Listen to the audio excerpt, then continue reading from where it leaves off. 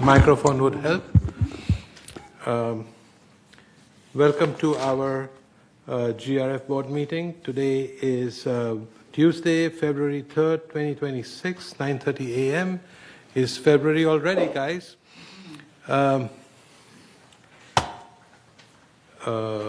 Welcome. I would like to introduce two of our latest board members. With that, we have a full complement of 11 board members. We have Bunny Carpenter here and John Cornell, the newly elected board members.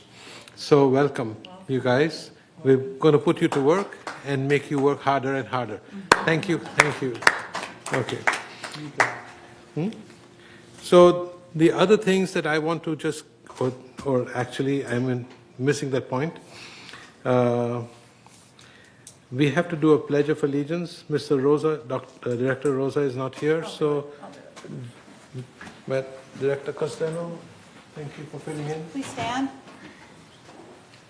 I pledge allegiance to the flag of the United States of America and to the republic for which it stands, one nation, under God, indivisible, with liberty and justice for all.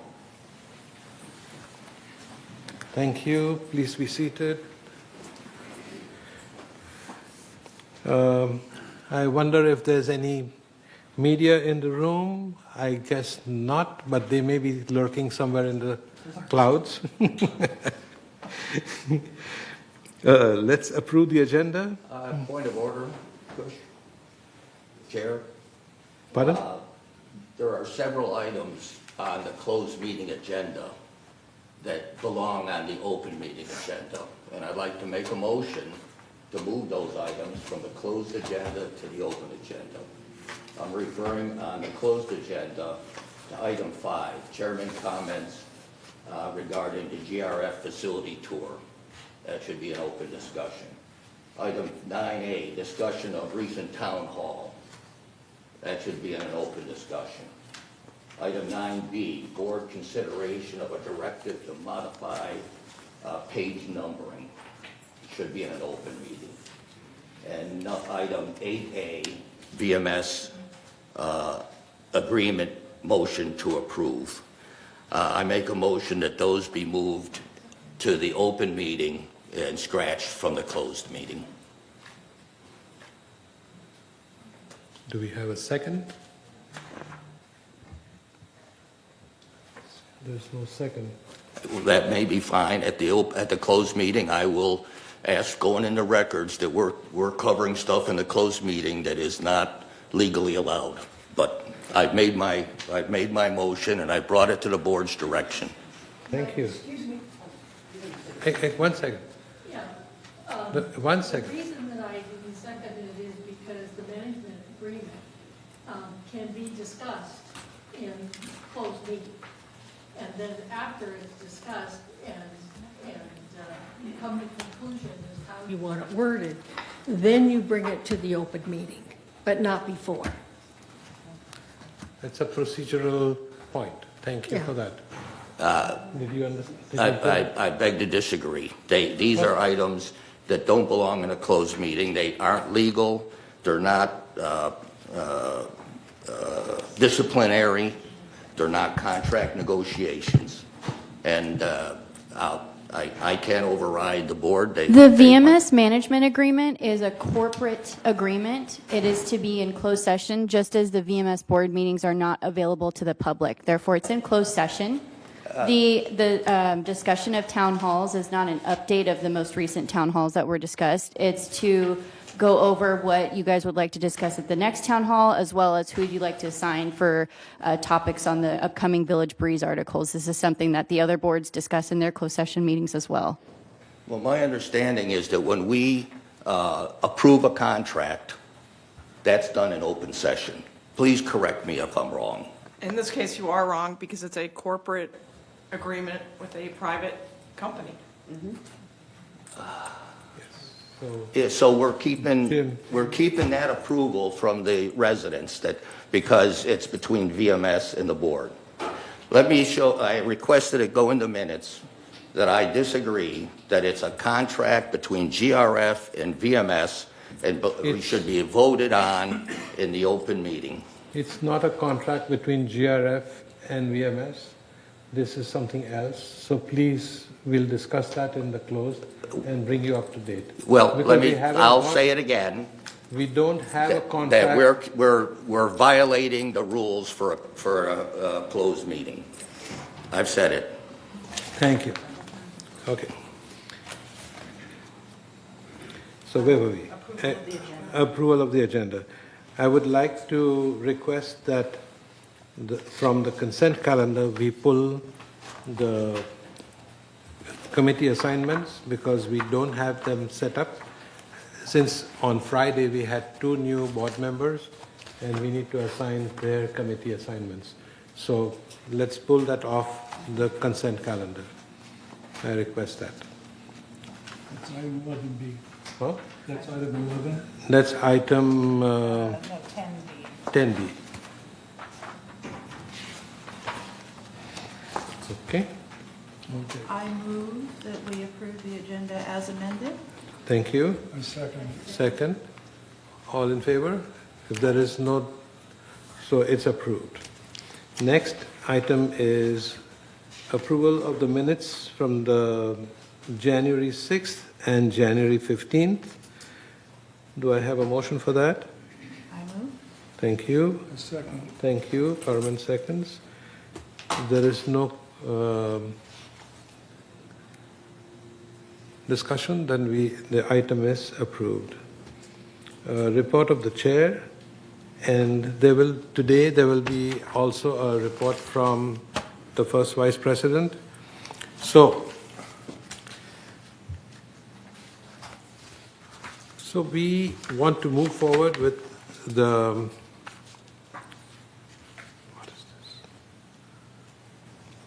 I want once again welcome the 2 new board members. With that, we now are a full board.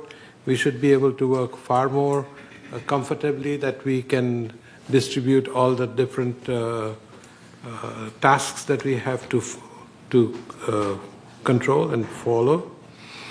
I also want to praise the recreation department today for an extraordinary job that they perform, and they are ready and willing to help all the residents with a big smile all the time. And there was one event that Madam Vice President Costello will also talk about. Let me just finish those 2-3 small things that I have on my list.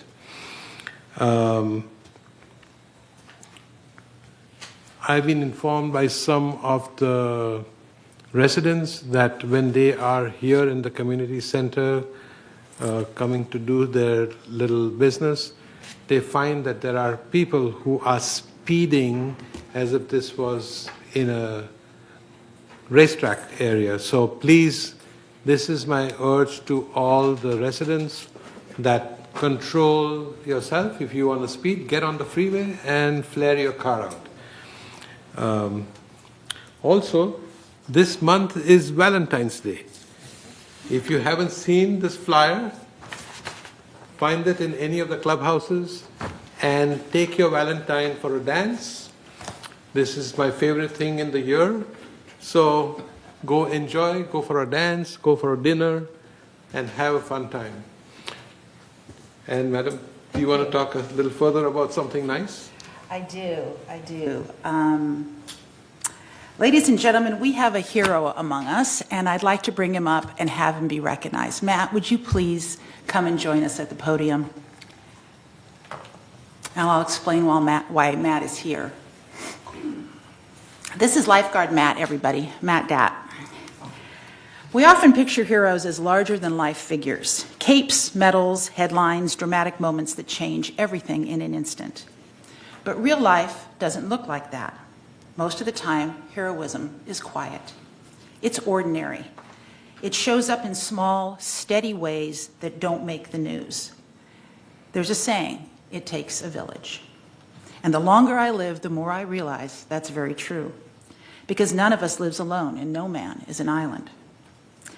Every one of us is standing here today because someone showed up for us. Someone responded. Someone stayed. Someone helped us when they didn't have to. And that's heroism. It's not glory and it's not applause. It's service. So why am I telling you this? Last week at Clubhouse 1, an act of heroism was performed, and a life was saved. Not by a superhero, but by people, plain, ordinary people, who saw a resident in danger and responded in the moment. Today, we want to acknowledge the professionalism and quick response of Premier Aquatics lifeguard Matt Datt during a medical emergency at Pool 1 on Wednesday, January 28th. While we cannot share the details of the individual involved or the medical situation, we felt it was appropriate to recognize the response itself. Matt identified a person in distress in the pool and acted immediately. He entered the pool and, with the help of another resident, Michael Munson, removed the gentleman and initiated life-saving measures while the fellow resident, Dennis Murphy, contacted 911 emergency services. Matt remained with the resident and continued care until Orange County Fire Authority arrived and assumed responsibility. So a little bit about Matt. Matt's been with Premier Aquatics since 2021 and is trained to respond to emergencies exactly like this. Emergencies can happen without warning, and rapid response in the first moments are critical. And this incident demonstrates why trained lifeguards are on deck whenever pools are open. A little bit about Premier Aquatics. Premier Aquatics provides ongoing training, certification, and quality assurance for its lifeguards. Mike Scott, Premier's Director of Quality Assurance, is present today in support and oversight of that program. The coordination between the on-site staff and OC Fire Authority reflects established emergency protocols. Matt Datt, Michael Munson, Dennis Murphy. These people may never call themselves heroes, but that's exactly what they are. Because heroism isn't about recognition, it's about responsibility. It's about choosing to care, choosing to step up, choosing to say, I'll help, instead of, that's not my problem. Our village works when everyone carries a small piece of the load. So today, let's recognize the everyday heroes around us, and let's challenge ourselves to be one as well. Not someday, not when it's convenient, but now. Because the simple truth is, someone out there is counting on you the same way you count on someone else. And that's how villages and communities are built. We are grateful for the calm, decisive actions taken by Matt and the others in a high-stress situation, and our thoughts remain with the resident and their family. But this incident reinforces the importance of safety staffing and preparedness across our aquatic facilities. And finally, Matt serves as a reminder that not all superheroes wear capes. Some wear swim trunks. So Matt, on behalf of Laguna Woods Village, thank you for being there for our residents. Yes.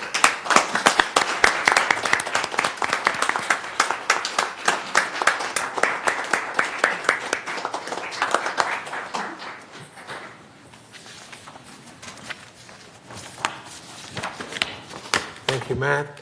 I appreciate it. And thank you to the office that sent us an immediate information about what was going on. And we were being updated constantly through Shaban's office. Thank you. So next is CEO's report. If you have something for us, Shaban? First of all, you have City Manager Macon with his quarterly update, and then I follow Chris. Okay, so let's invite City Manager Macon, because it's not up here in that order. Thank you very much.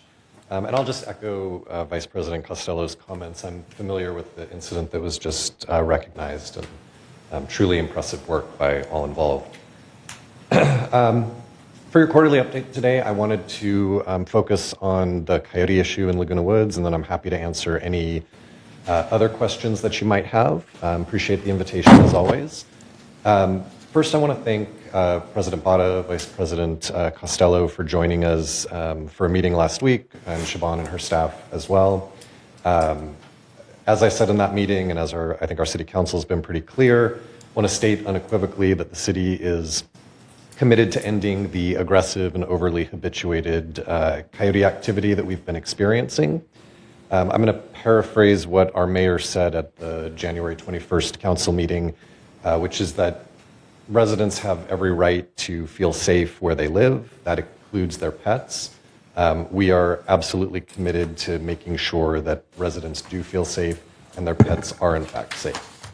I want to talk briefly about a couple of the things the city is currently doing to disrupt those pack dynamics and aggressive tendencies that have led to attacks on dogs, falls by residents, and hospitalizations of those who have tried to intervene in attacks on pets. First among those, abatement is a key strategy. It's not our only strategy. I want to be clear about that.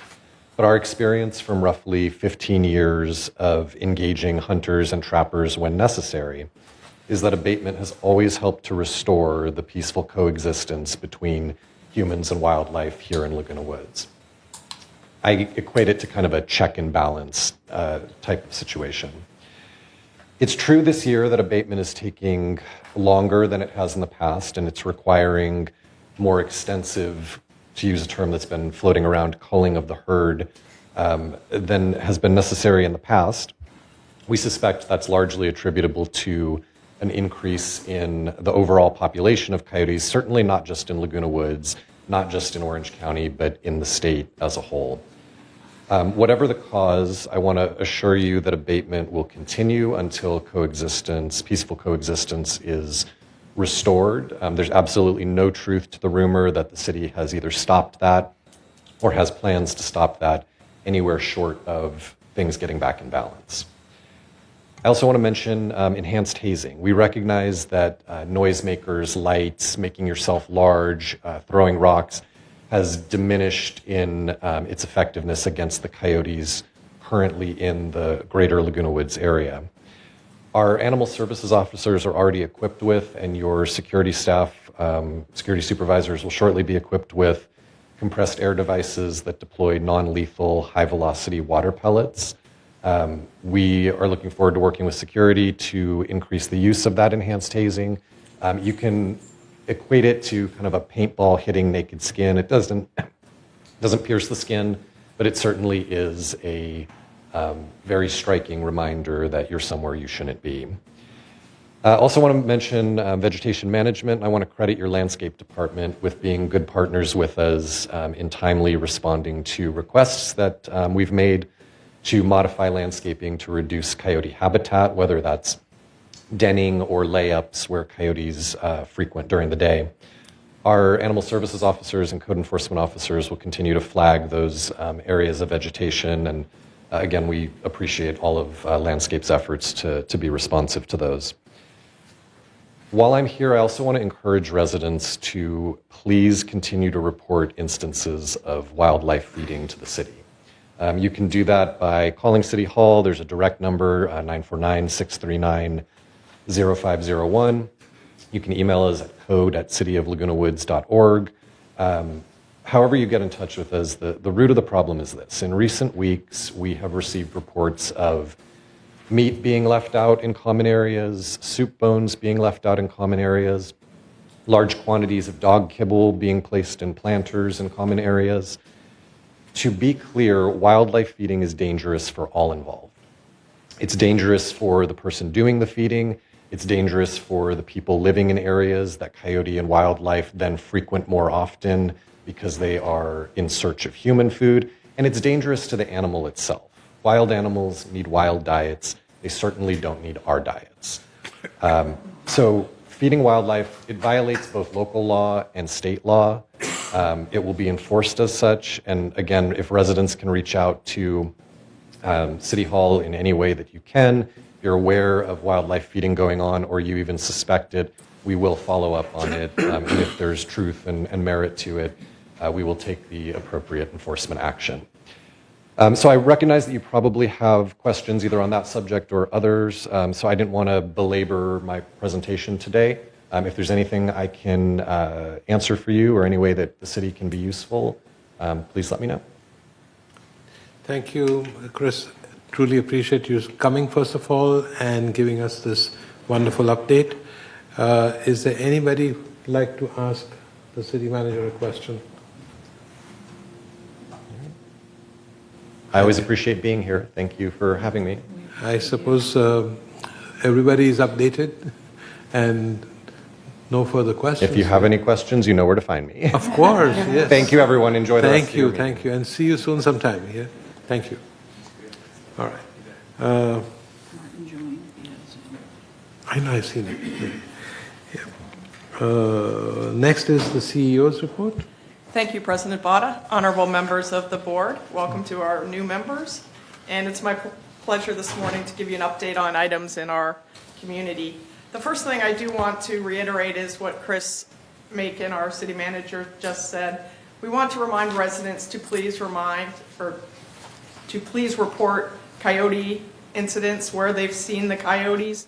This is critical to coyote mitigation. This reporting allows animal services to identify and target hot spots in our community. They move around, and we'd like to know what are the hot spots. To do this, please contact the non-emergency coyote hotline by telephone at 949-639-0501, and you leave a message with your location information.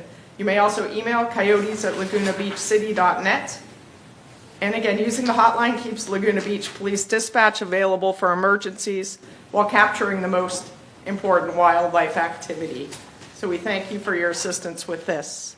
I'd also like to provide an update on Clubhouse 4, please.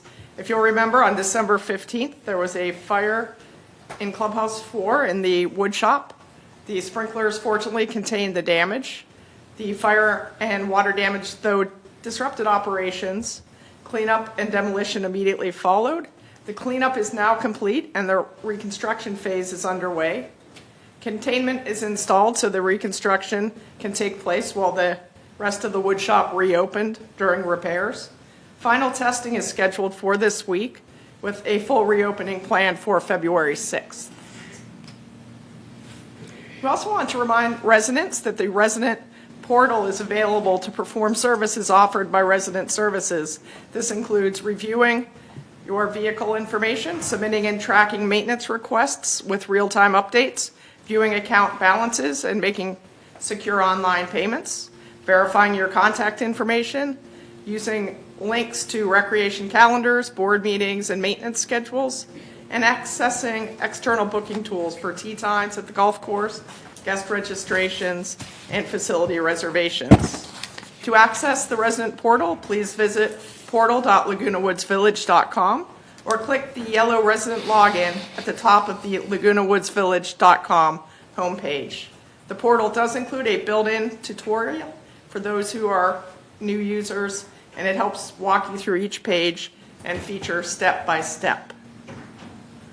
In terms of the Ting Fiber project, the pre-wire and installation milestones through the next 4 quarters are shown on the screen before you. As of January 31st, we have 1,944 pre-wires completed and 1,644 installations completed. We are on target to meet the March 31st milestone. This is the end of quarter 1. As a reminder, installations are not intended to progress at a uniform rate. The project is a phased approach, which allowed for initial issue resolution and process refinement, followed by planned scale-up. Additional installation teams are being deployed to support the increased volume as we move forward. We also want to remind residents about residential fire safety. Since the village has experienced 3 stovetop fire calls in the last month or so, necessitating a fire department response. These are photos from the recent fire responses. Fortunately, there was no structural damage. As a reminder from the Orange County Fire Authority, fire extinguishers can help fires from escalating if you have the right kind at the right place at the right time. Keep one near your kitchen, where most common house fires start. Store another near your home exits. Per OCFA, multi-purpose ABC fire extinguishers are recommended for home use. A means the device can extinguish fires from wood, cotton, and cloth. B fights fires from flammable liquids like cooking spray. C will extinguish fires resulting from live electricity. Per the fire authority, use the pass technique for using an extinguisher. P, pull the pin. A, aim at the base of the fire. S, squeeze the lever slowly. And S, sweep from side to side. You can visit the ocfa.org website for fire extinguisher and home safety information. There's an instructional video on how to use a fire extinguisher and many safety flyers available in a variety of languages. And always call 911 to ensure you have a clear exit route before using an extinguisher. And lastly, the 2026 Village Games are approaching. They take place beginning on Monday, April 6th through April 30th. Registration begins on Tuesday, February 17th. The fee is $15 for one event and $5 for each additional event. You may call Recreation at 949-268-2275 or email recreation@vmsinc.org for further information. Thank you so much for your time this morning. Thank you, Siobhan. Appreciate it. We have finished our CEO report, quarterly city manager. Okay. Before we get to the open forum, which is a 3-minute per person to speak, I want to reiterate that calling the Coyote hotline is important, although people will think that it takes 30, 40 minutes for the people to show up, but every time you report, that gets into a database that there is a reason why you are making this call, and that increases the abatement that the city is following. We need that reporting done on a regular basis. So don't feel shy, or what's the correct word for it, not to call, all right? That this is going to be wasted. It's not. We need abatement for this problem and stay safe. All right, so let's carry on with the open forum. It's a 3-minute per person to speak. I am not going to read this whole big paragraph. If somebody would like to read it, I don't mind. But do we have any speakers? Yes, we have 2 in-person speakers and then 1 letter that I'll read after. But the first in-person speaker, if you guys are ready, is Chris Collins. Okay.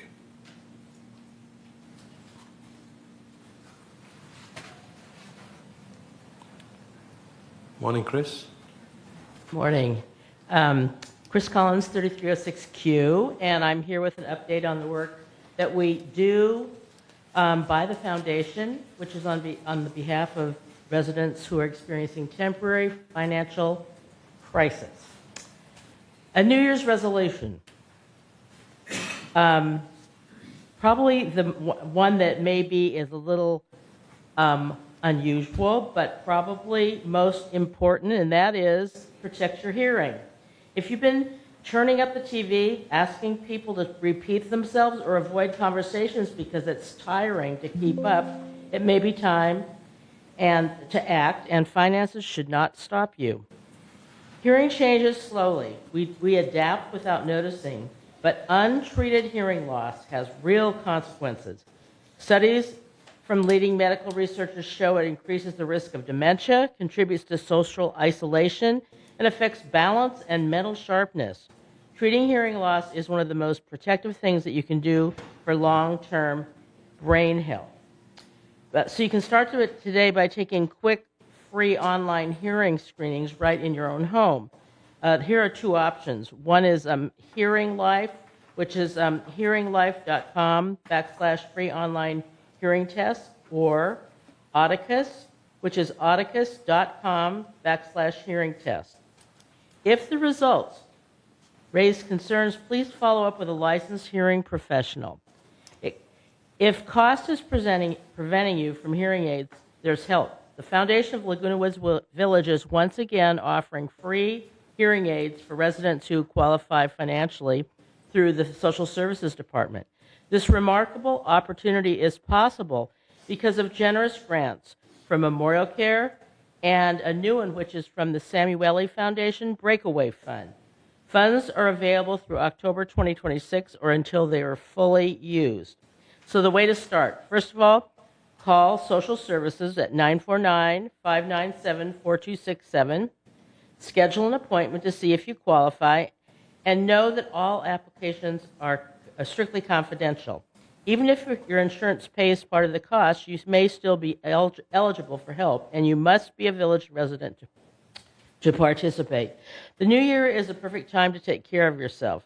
Better hearing keeps you connected, confident, and fully present in the moment that matters. So for more information, you can visit the Foundation of LagunaWoodsVillage.org, or you can email us at thefoundationlwv@gmail.com. Let 2026 be the year that you hear life clearly. Thank you, Chris. Next speaker is Beth Parak.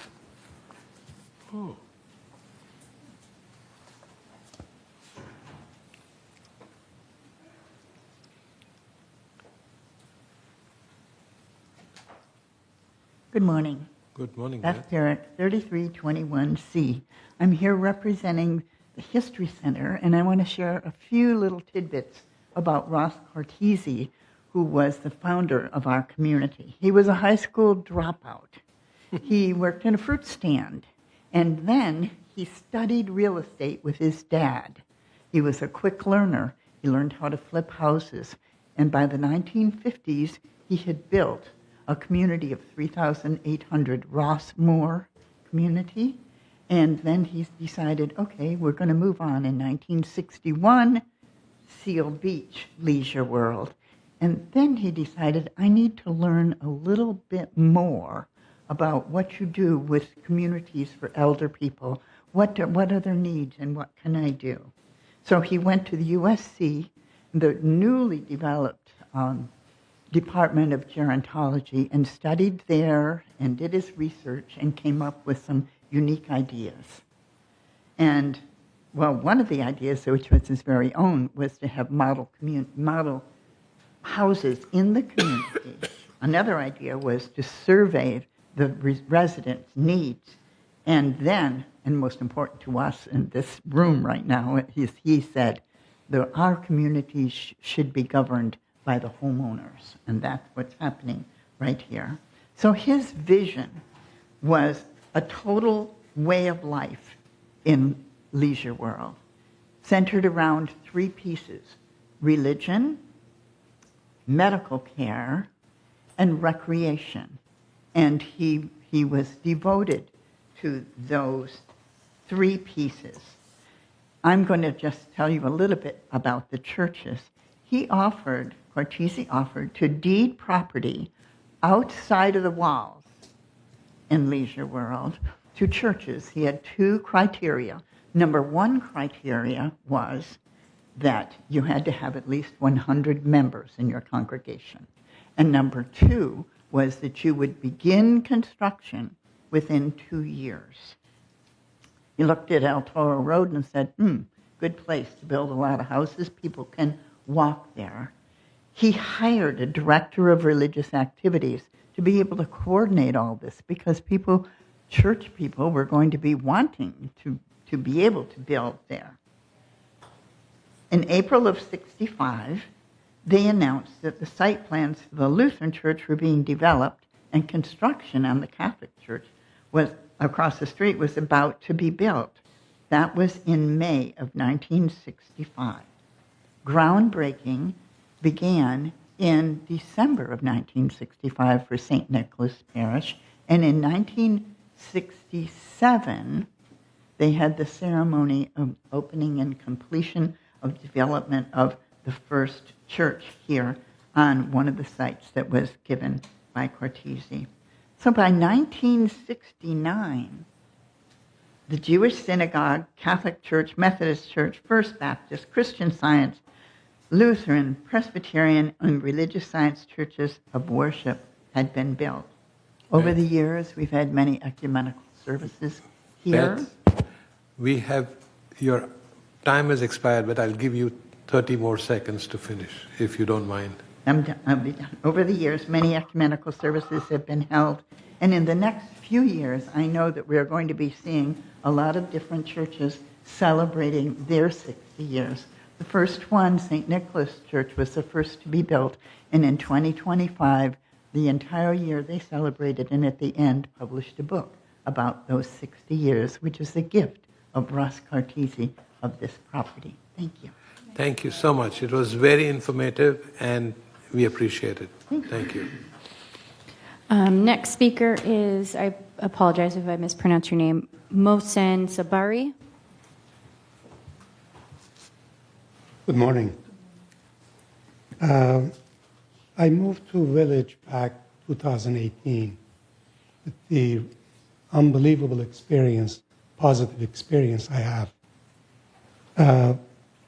I signed up for Garden Plot and Garden Center 1. And since 2020, I'm having a little bit of issue with the contract that I signed up. My written contract specifies a single fee for 2 plots because plots are undersized. Understood and expected that my contract remains in force until I stop gardening in the plot. Excuse me. If this is split, the 2 plots will significantly undersized, but they want to charge the same as the size of the plot. I have put lots of time into my garden plot. I fully use the space is not an underused. I supplement my food from the garden, believe it or not.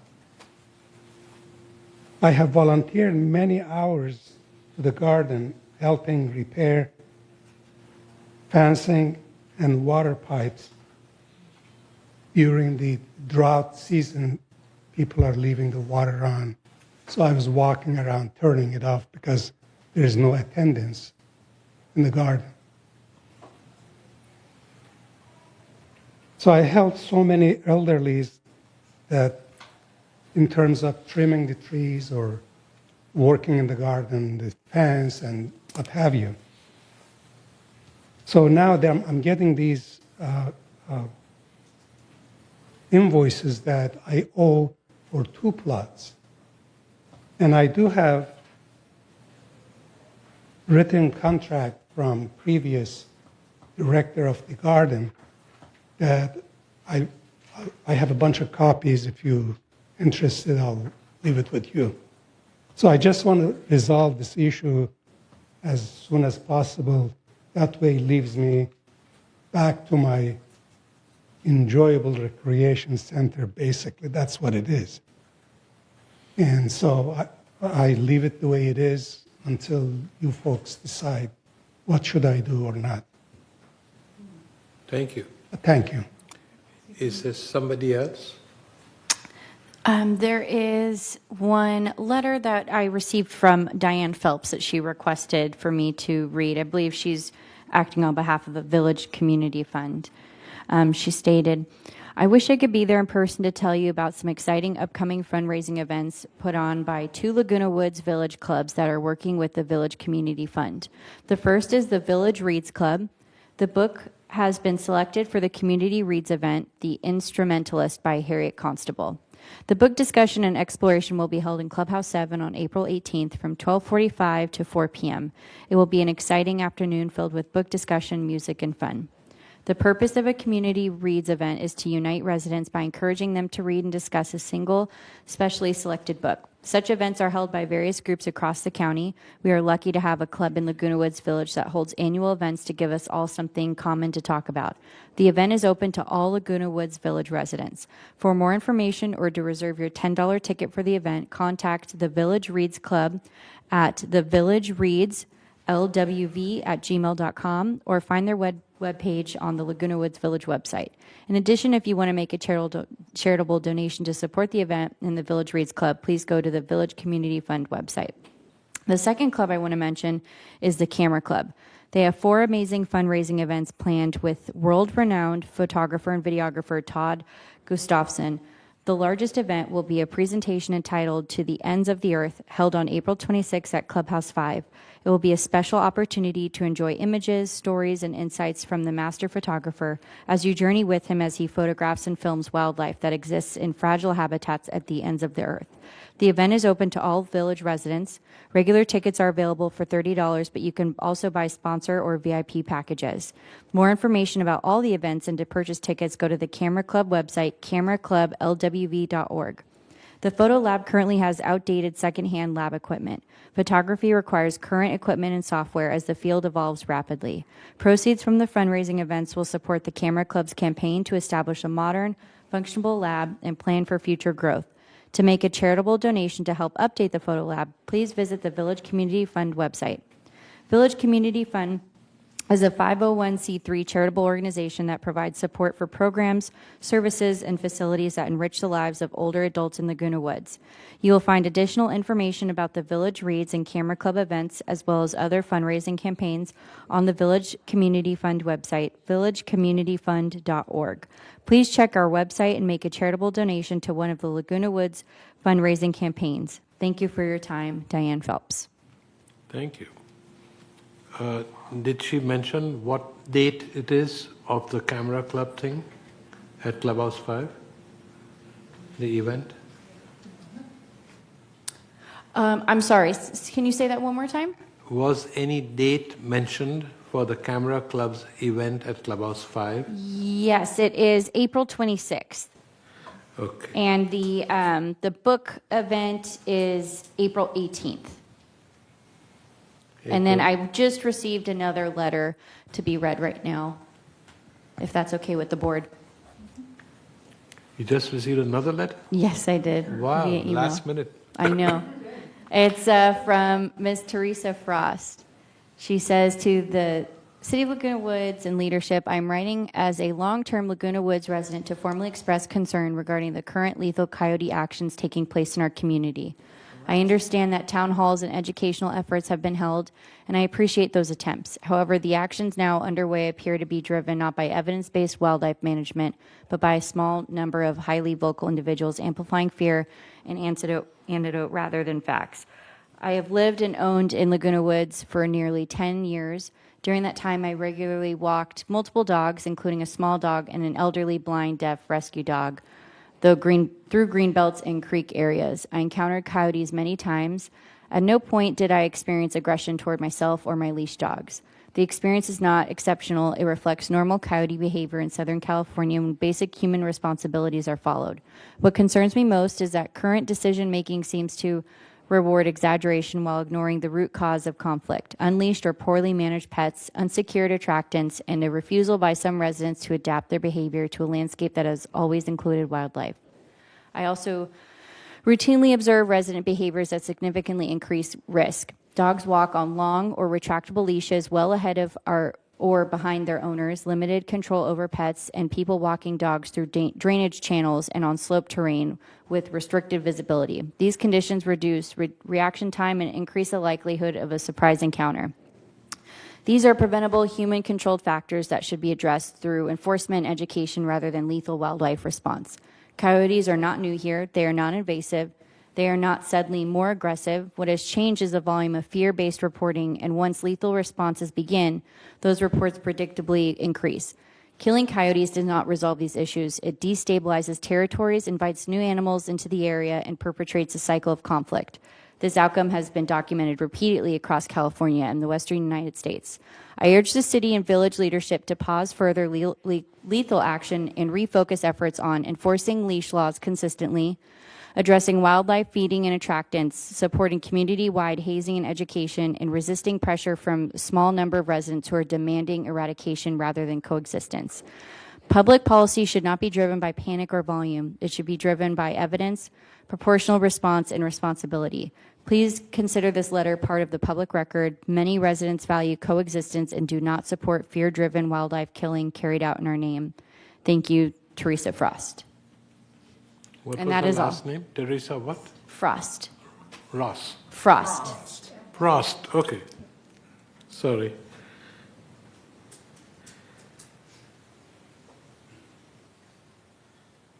Got it. Okay, it's time to respond to this open forum speakers. And the first two were very, very good information. Thank you very much. Siobhan? Yes, if I can take a moment, I wanted to let Mr. Saberi know that we'll have staff follow up with him, and hopefully we can work through his issue. So please expect staff to reach out to you, and we'll have the City and Animal Services talk with Mrs. Frost. Appreciate it, Thank because you. I was just trying to get to that. Awesome. Who did we leave then? I guess we covered everybody. And Diane Phelps was also a information, and thank you, Diane. And let's see who is interested. We'll go visit. I have a comment. Yes. And I wish Chris was still here. Kind of tongue-in-cheek, but it's true. The people that usually realize that you have a hearing problem are your next-door neighbors, because you keep your TV higher and higher and higher. And how do you have that conversation with your neighbor that, you know, you may be experiencing some hearing issues, and you may want to have your hearing checked, and also, by the way, can you turn your TV down? I have that situation going on right now with a neighbor. So I'm not quite sure how to broach that subject. I wish Chris could probably provide some input on that, or social services. But I guess contact social services and have them reach out, I guess. What would you suggest, Siobhan? Yes, exactly. Contact social services, please. Yeah.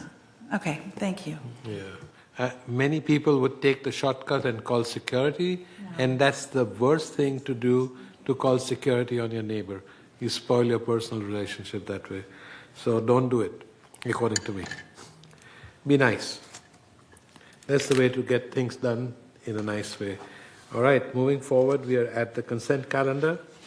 And consent calendar means we need to, all the items on the list will be approved with one vote. We have already pulled out consent calendar item number 12B to be discussed later.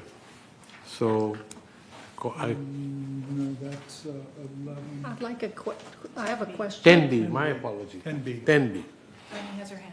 Yes, I have madam. a question on the consent calendar. Basically, you have a new committee that's being added here. It's called Land Use Ad Hoc Committee. And I'd like to ask staff, is there a charter as what to that? Buddy, that's new business, that's not consent. We have already asked This is approving the committees. No, we've taken the whole item off the list. The 10B item, update GRF committee appointments. So the item that you're referring to is being pulled off the consent calendar Okay, for future discussion. we're not going to discuss it today? No, you guys will probably discuss it at your next agenda prep meeting, just because you have there's two new directors on the board, so we're going to add you guys to the committee appointments, which might take time. So Okay, so. it's been pulled from the agenda. So we're not approving the Land Use Ad Hoc Committee today? Correct. No, Correct. that's item, That's new business, we're not there yet. We're not there Okay, yet. it's item Thank you. 12D on your agenda. okay, thank you. Okay. So, can I get a motion to approve the consent calendar? Anybody? Thank you. Mickey seconds. If there is no objection, then the consent calendar is approved. Thank you. 11A. Entertain a motion to approve updates to the recreation room rental fee. January initial, it's on a 28-day notification review, and Point of order. yes, sir. I think we skipped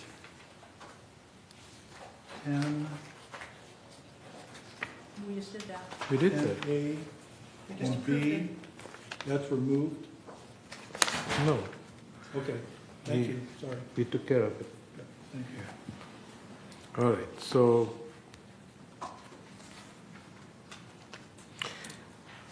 I think glasses help. We are now at 11A, unfinished business. Entertain a motion to approve the update of the recreation room policy. Recreation room rental fee policy. It was on a 28-day notification to our members to review and comment. Do we have a motion to approve that, or do we have any comments? Don't we read the resolution first? Yes, sir. Okay. The 11A. 11A, Yes, sir. it's page 5 of 12. 11A, page 5 of 12. Okay. Sorry, I should read the resolution. So Resolution 90-26-XX, room reservation rate pricing policy. I'm just going to read just the resolution. Whereas, according to Resolution 90-12-132, which established guidelines for shared costs and fees, certain fees can be imposed upon users of various recreational facilities in order to control crowding, to minimize overusage, and to recover operating costs. And whereas the board periodically reviews fees as part of the business planning process to determine adequacy of revenue and shared costs. And now and therefore be it resolved, February 3, 2026, that the Board of Directors of this corporation hereby adopts the following revisions to the room reservation rate pricing policy. I'm not going to read all the price changes. They're all nominal. I'll go directly to the final resolution. Resolve further that this resolution shall be effective February 3, 2026, at which time Resolution 90-24-01, adopted January 2, 2024, is hereby superseded and canceled. And resolve further that the officers and agents of this corporation are hereby authorized on behalf of the corporation to carry out this resolution. I move that we accept the room reservation rate pricing policy. I second it. Thank you. Anybody, any discussion? If there is none, then the policy is approved. Do we vote on the screen or? Okay.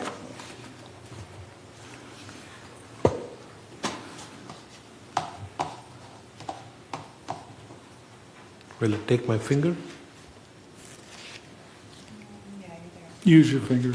Yeah. Yeah, you can use your finger or the mouse. Okay. Not the mallet. Bunny, can you provide your vote as well? Oh, I'm sorry. I'm looking at the agenda. No worries. No worries. You're still getting used to. That break was too long. Anyway, this item is approved. Let's move further. A new business. Entertain a motion to approve revised recreation special events department's operating rules. It is also on a 28-day notification and member review and comments to comply with the Civil Code 4360. So, How shall we do that? you want to do that next? Read the resolution? It's agenda item 12A, page 5 of 254. Yes. I'll not read the 254 pages.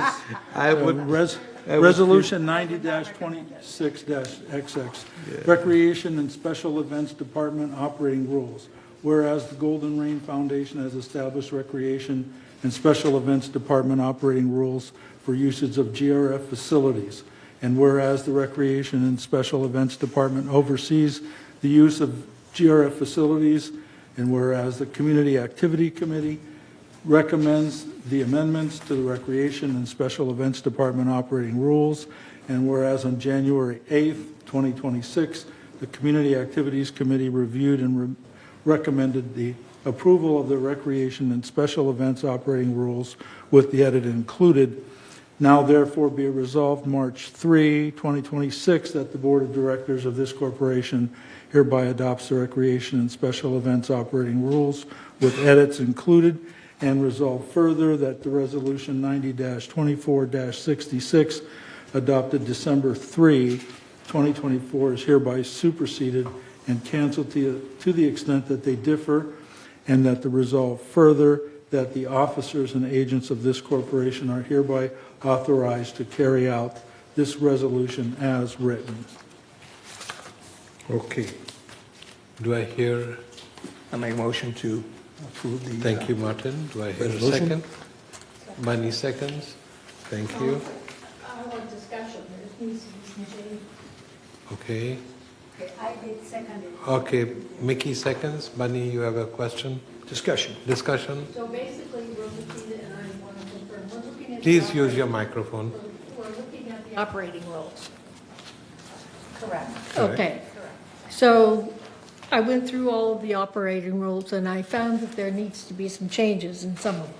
Okay, especially the bar. It talks about that you can be, ID is required for over 30 years of old. Could you So- refer to a page number, please? Page number. No. Okay, here's bar, it says 12A, page 85, Page 12. No, page 12A is 85 correct. of 254. Okay, oh, you're going through the red line version then? Yeah. Okay. Okay, so 80. it says, patrons who appear under the age of 30 will be asked to show ID before purchasing an alcoholic beverage. I'm asking if that age of 30 is a typo.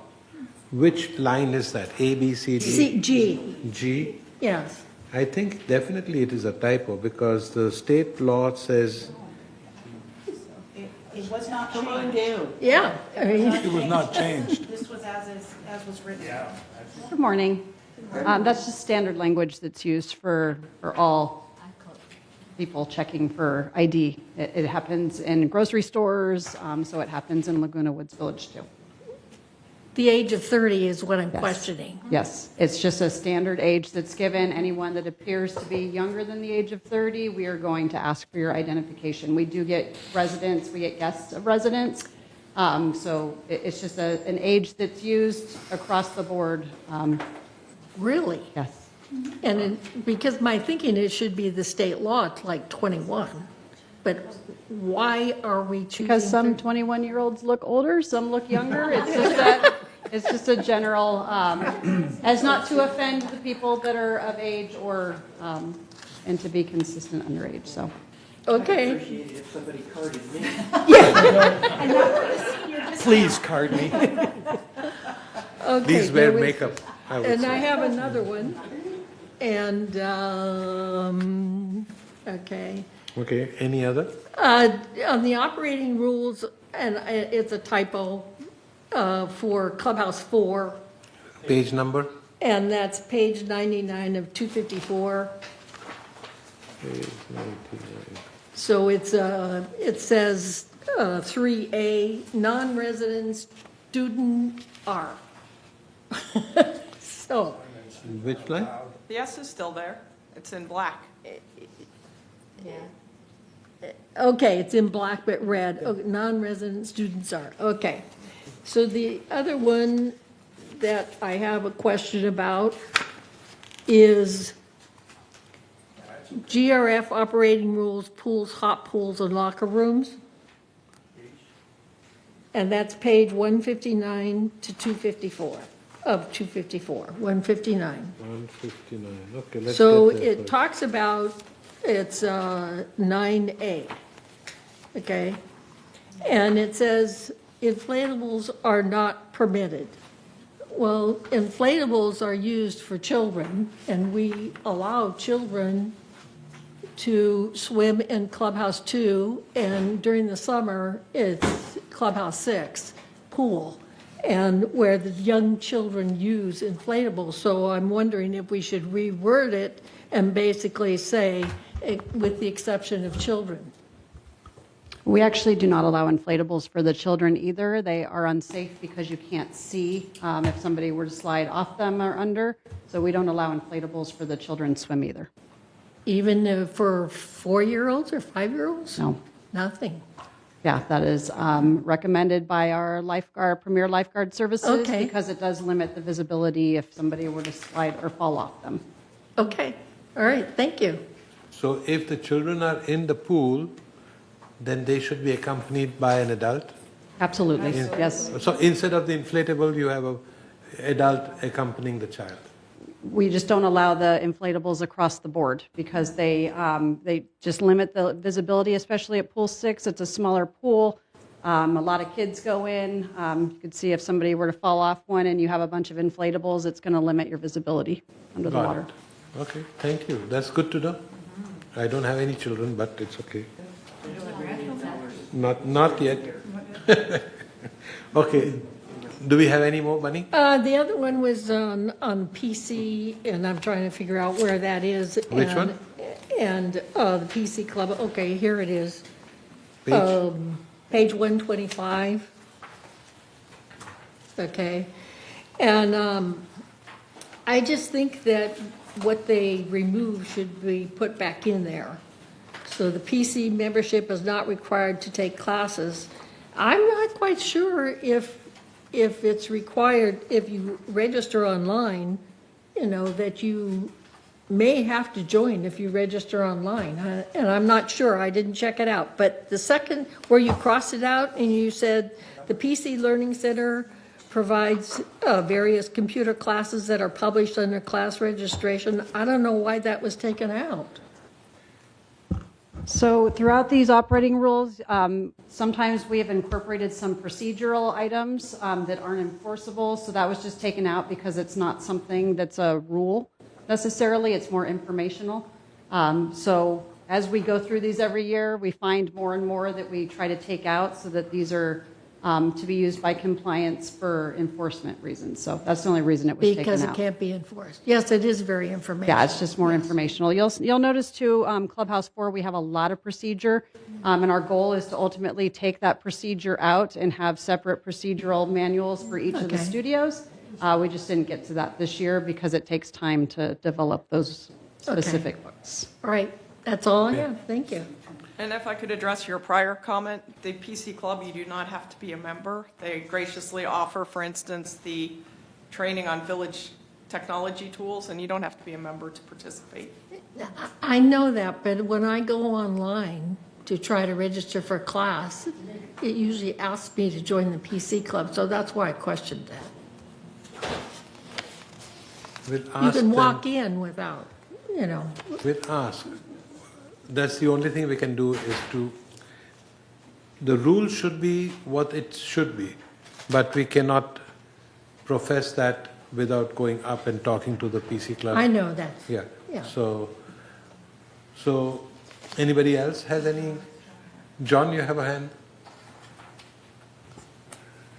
On page 110, this concerns the Camera Club. I think it concerns everybody in Clubhouse 4. You state that schedule must go with the Recreation Department approval. Say it again. Would that not also be John, what number, what line? Number on the page. What number on the page? 110. 5, 6, 8, whatever that is? It's about 3/4 of the way down. Yeah, okay. 5, 6? Are you talking about where we have the final authority to determine safe procedures? Which one specifically? The Sorry. use of the multi-purpose photography studio classroom Must to be scheduled with the recreation. Correct. Right? Wouldn't Sabina have that information? As far as scheduling the classroom? Yeah. Yes.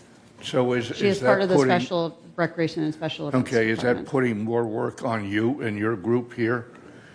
No, it's just a general statement. You would go, Oh, you would still okay. go through Sabina for that. Okay, I just wanted to make sure it wasn't more work for you.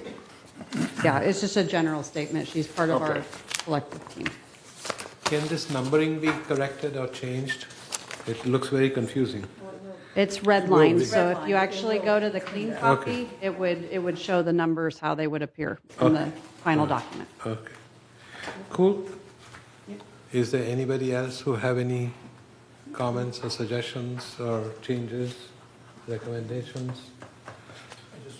Yes, sir. I want to make a comment that this represents a lot of work that was put into making these edits, and I commend the Recreation Department for their service. Thank Well, you. thank you. We have a lot of help from our clubs and our users. Our CAC provided some valuable feedback as well, and compliance and communications. So it's a big team effort.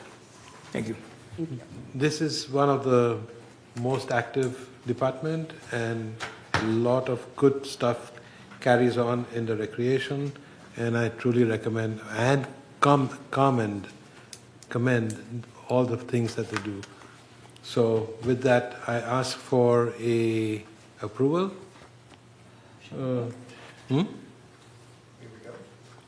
We already have a first and second. We're voting now. Okay, voting or online? Okay. All right.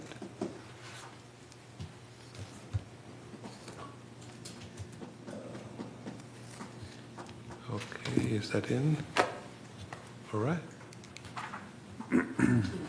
Yes. Martin, next time bring enough to share.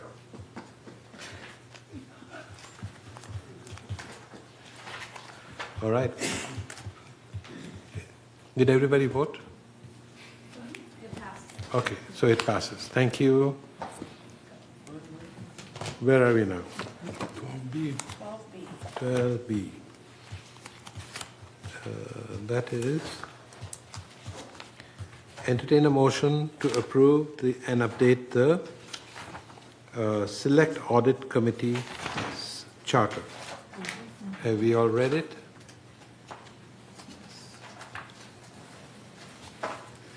That's at the way end of this bundle. It sure would be easier if we had page numbers. Well, They are- 12B, 1 of 8. Yes, they are on the bottom right. 12B, 1 of 8. Correct.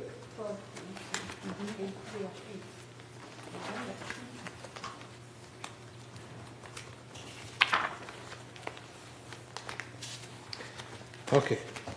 Do we have a motion to approve this? You want to read it? Yes. Mr. Secretary? Yes. Resolution 90-26-XX, Laguna Woods Village Corporation's Select Audit Ad Hoc Committee Charter. Resolved February 3rd, 2026, that the boards of directors of this corporation hereby assigns the duties and responsibilities of this Select Audit Ad Hoc Committee as follows. I'll just run through the mission. The purpose of the Select Ad Hoc Committee is to assist the village corporation's oversight of the independent public accounting firm's qualifications and independence, the performance of the independent public accounting firm and its relationship with the managing agent's accounting function, the managing agent's responsibility to assure that there is in place an effective system of controls and reasonably designed to safeguard the assets, etc. Membership is determined by the corporate presidents, subject to approval by the respective boards. The Select Audit Ad Hoc Committee shall be comprised of the treasurer from each corporation and one at-large representative with audit or financial expertise from each corporation. The Select Ad Hoc Committee member shall appoint a chair.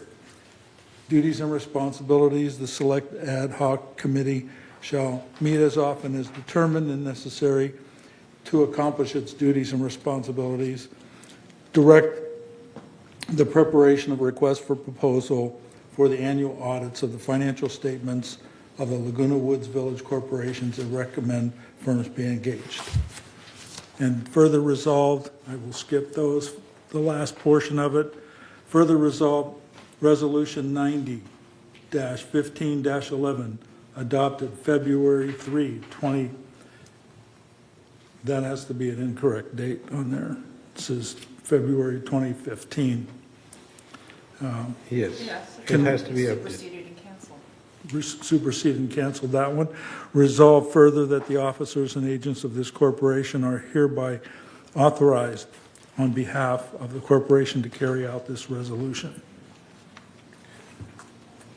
We call for a, I move that we accept the Yes. resolution of the Lakewood Village Corporation Select Audit Ad Hoc Committee Charter. do we have a second? Mickey, thank you. All, there is no objection, then it is discussion. I would just add a key element of that is adding to that committee is the treasurer from Third and United. So you have a GRF, United, and Third treasurer, and an additional representative from each of those organizations is one of the key changes to that. Okay, did everybody? It states in here, comprised of the treasurer from each corporation Yeah. Yes. and one at-large representative. So that's already in here. No, that was the key change in the resolution. It may be not highlighted, but that is why that resolution. Oh, I is see. revoted, Gotcha. is I agree. Is to add Okay. the treasurers to Got it. the, Thank you. Thank you. Steve will explain. So I think you did a great job. So restating what he just commented on, the real key change is just adding the treasurers. So in the previous iteration of the charter, it was the treasurer from GRF, it was another delegate from GRF, and 2 members at large, 1 from each of the corporations. So this addition changes by adding the 2 treasurers from United and Third. That way it's consistent across the board. The biggest benefit that will come from this change, and I'm fully in favor of this, is communication to the board. So as things come from the audit committee, the treasurers are made aware of the information and can share those details with the board as they arise. Yeah, I think we need to make those changes, and as it stands, it's not shown that way in the committee assignments. So we will make those changes. Thank you. So we have a first and a second. If there are no objections, then this is approved. Thank you. Got a question. Oh, we have to vote here? Okay, sorry. What I'm are trying we to- voting on? I mean, the amendment or the original motion? This is the original. No, John, Jim was just outlining for everybody what the major change was here. Okay. So there's no amendment.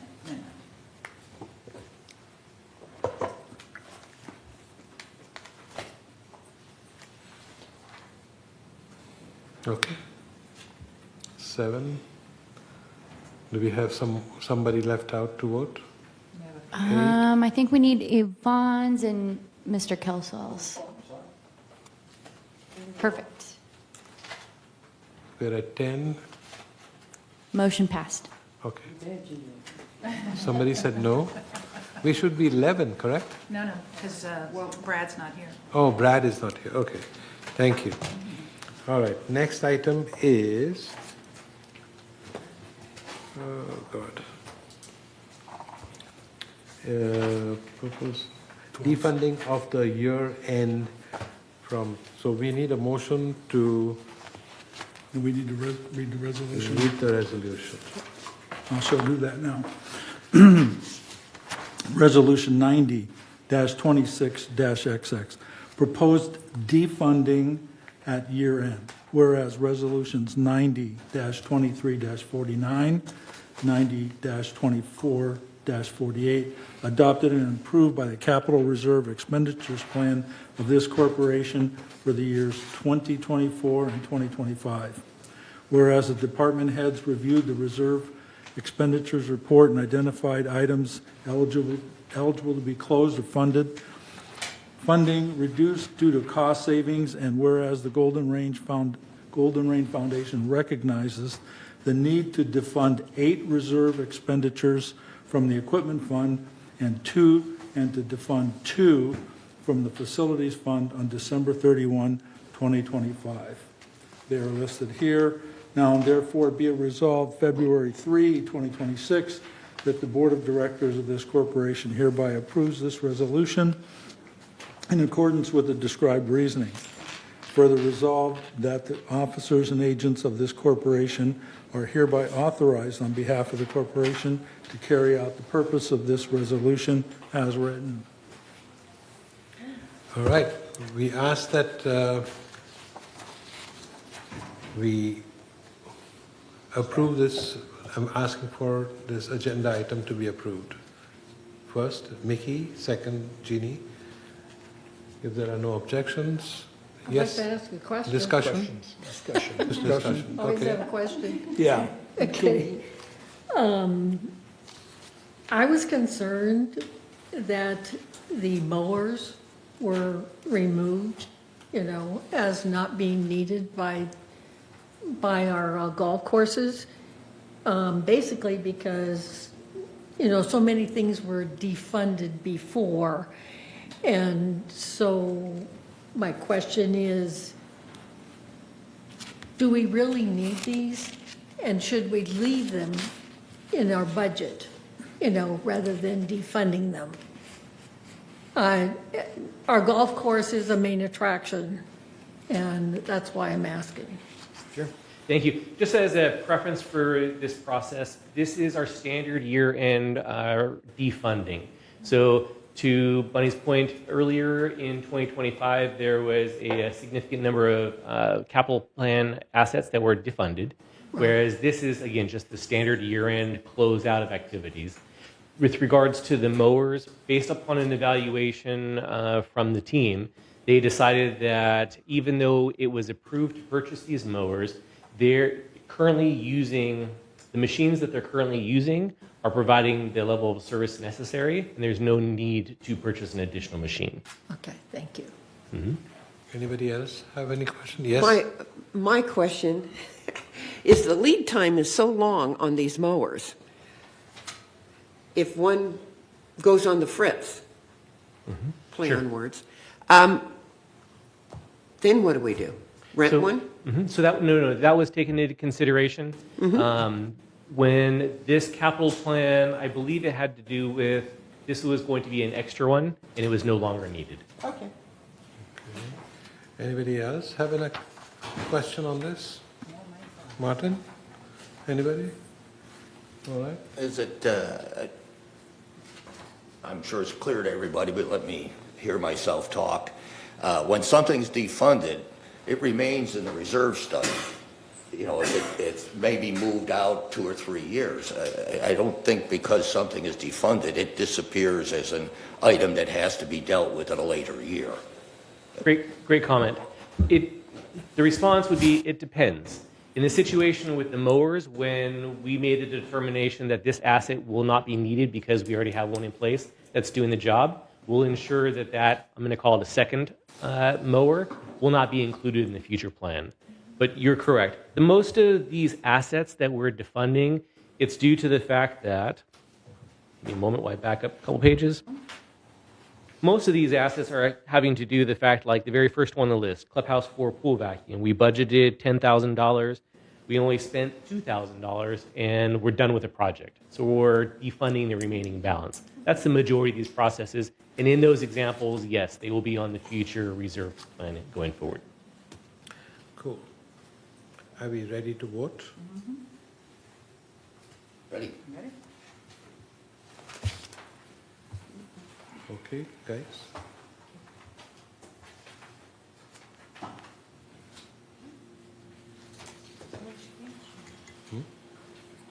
I think think we just need Yvonne's vote. My screen changed. And she's got a black.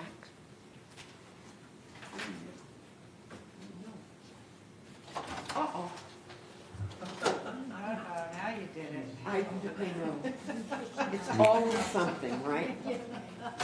I pushed yes, and that's what. Yeah. Motion passed. Thank you. All right. Who knew that I touched the wrong thing? Okay. Next item. 12D.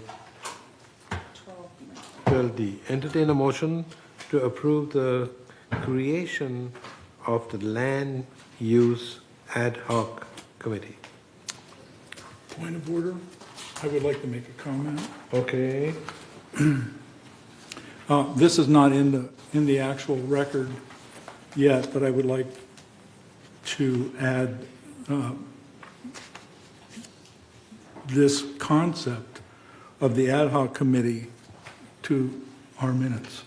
I've already given a copy to our corporate secretary.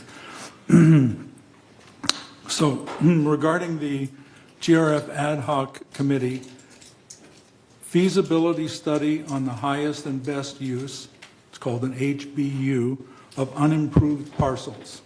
I am requesting the formation of a GRF ad hoc committee to conduct a feasibility study on the highest and best use of unimproved vacant land parcels within Laguna Woods Village for the purpose of evaluating potential long-term renewable revenue opportunities that may benefit the trust and its resident members. A key objective of this feasibility study is to establish a durable historical and governance record, one that does not disappear with changes in board composition or term limits. The study should become part of an institutional history of the trust and serve as a reference for future boards. The study should be neutral, comprehensive, and non-directive. Its purpose is to promote or favor a specific development concept, but to evaluate all responsible possibilities for highest and best use and potential revenue generation. This evaluation should be informed by qualified professionals, including but not limited to members of the Appraisal Institute, initials MAI, licensed land surveyors, real estate developers with relevant experience, regional university, city planning professionals, coordination with the City of Laguna Woods staff as the land is located within the city's jurisdiction. The city would be an integral participant in the feasibility process. Underlying all considerations is the premise that the trust should retain ownership of the land. However, the study may explore whether long-term land or ground leases could provide financial benefit without relinquishing ownership. It is equally important to clarify what this ad hoc committee is not. It does not recommend what should be built, if anything. It does not place the trust in the real estate business.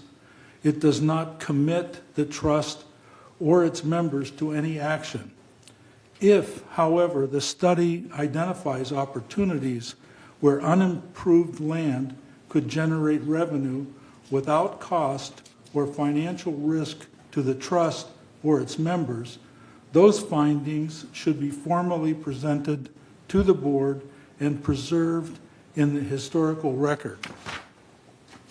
As a village committed to aging in place, the study may include, but not limited to, consideration of medical or medical adjacent uses, such as a university medical extension, a high-tech research campus, or educational institution, if such uses align with zoning, community benefit, and financial prudence. I look forward to chairing this ad hoc committee and bringing a thoughtful, transparent, and professionally grounded study to the board. Respectfully submitted. Thank you. Sounds like ChatGPT. Not really. Okay. So, so It gets the job done. it gets the job It's done. Carmen GPT. Yeah. But you still need a formal charter. Did you hear what You need a Bunny said? charter. This, for the ad hoc committee, Yeah? But this is just the initial step. this is this is just a Well, look. usually when, I'm sorry, I'm speaking out of turn. going to cost? Usually when you form a committee, you provide the charter along with it so that the committee and the board knows what that committee is going to do. That's what this is I know, supposed to I do. know, but that would So- be in the charter. So this is the beginning of the ad hoc committee request. That's what I'm doing. Okay. Yes, Martin. Yeah, on that, could not the committee form the charter with respect to, I think we need to ask, and the other thing is that I wanted to, that was well articulated, Carmen. There needs to be we need like a scope and limitation of what that committee is to do, and that it's not going to interfere with what space planning does, that each one needs to recognize the other, but there needs to be a demarcation of services there, and it needs to be like in the charter. Well, we would welcome you to be on the committee, and we can. I'm not a real estate developer, so Well, I have been. there you go. There you go. We've got our Okay, first. So we'll have Yvonne on the committee. No? And Yvonne? we don't, all the people that you're talking about that you want to get information from, that's going to cost a lot of money. And because I have dealt with cities before when we're talking about development, and we have a bunch of stuff that we have to look at before then. Besides, you need to get a trust attorney to find out if you can do any of that. And we don't have one. Contrary to popular belief, there isn't a trust attorney on any of... This will all be part of the ad hoc committee feasibility study. We would talk to our attorneys, we would dig into different Okay. aspects of it to try and find what these costs could be. I'm not saying that this is what it is. Oh, It's just the I'm just saying, feasibility, because the land has been sitting for 60 years unimproved. There's probably a reason why it's not. Oh, I know. But the what- feasibility, there's a feasibility study could show us why it could or why it couldn't. I would strongly support what Carmen is trying to do, because this will go a little further than what we've been just pushing the ball or can down the street. So, But all that information is available. Most of that information is available. okay. I'm just telling you. You have been on this before, but people like, Excuse me, I did a super deep. but we still need a charter. We'll Well, get procedural to that. question, why don't we put We'll you get in to charge that. of creating a... That'll be procedural part- question, do we Sure. have any formal motion on this? No, we just... Okay, This is a but there was a conversation. motion, all right. Okay. All good points. Jeannie had a thing. Are you going to make a motion? No, I have a question. Yeah. I have a question. Knowing how much our VMS staff absolutely loves all the work that's attached to a new ad hoc Exactly. committee, considering that this is kind of space, Yeah. why could this not be attached to the space planning committee? It's space, land is space. That's what I was thinking. I mean, I don't disagree that I don't disagree with the premise. here's- I'm just saying, why don't we just put everything Space together? could be involved at some point. That could be part of the feasibility study itself. The feasibility study is just looking at the dirt as it is. Part of the feasibility could be studying all the different aspects of everything. I mean, the dirt is the dirt. So under all the land, under all is the land. Right. So if we talk to university city planners like UCI, they have a brilliant department that does city planning. And we could call on these different people to come up with the highest and best use of the land. What's going to produce the most revenue? There's roughly 18 acres. Roughly in Orange County, real estate is about $2 million per acre. So that's roughly $35 million, $36 million. 8% of that per year would be your ground lease for that particular type. I'm not disagreeing with any No, of I'm that. just saying, but part of that could be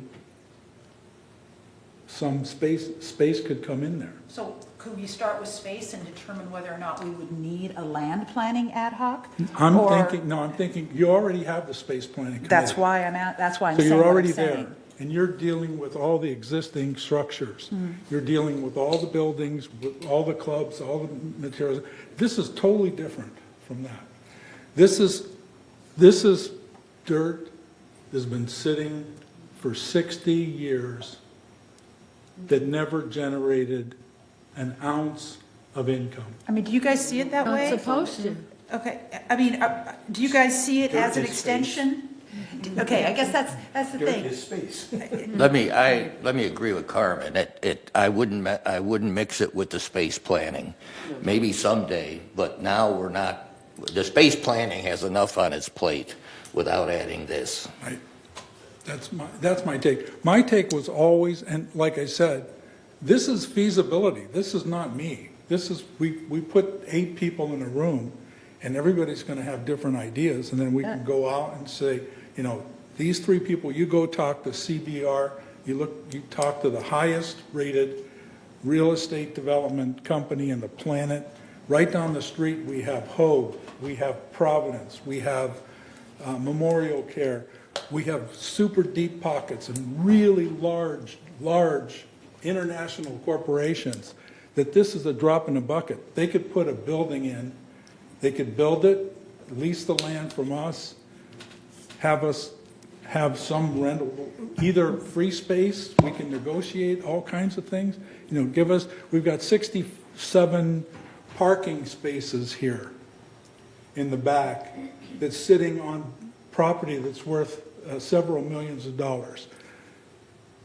Have somebody build the building, put the underground structure for parking, you park underground, you build 3 stories, you collect $3 million per year. I would say few. With all of the increases, the the cost of living increase every year, and at the end of the 60 years, which is $250 million, I would hope that would reduce some of our HOA fees. The objective is we have no other land, we're not building anything else. I make a motion that the board approve the establishment of the Land Ad Hoc Committee, that according to the concept that Carmen has put forward. I'll second that. Thank you. If there's no objection? Discussion? Discussion we are already having. You want more discussion? I still think we need a charter. We can. We'll put you in charge of No making the charter. problem.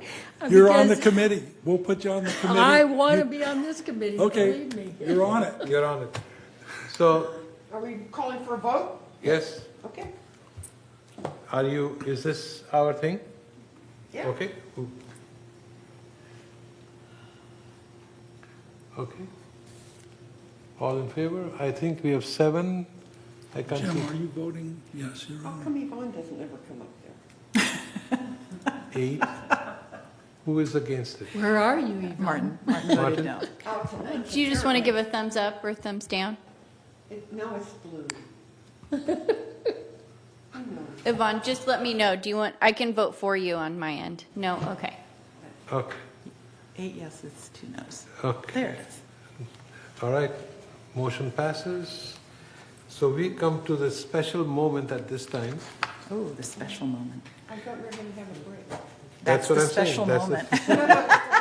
We'll take a 5-minute break, but I'm going to say take a 10-minute break. Stretch out, move around, and all right. See you guys. I have to take a moment. Okay. We'll take a 5-minute break. Yeah.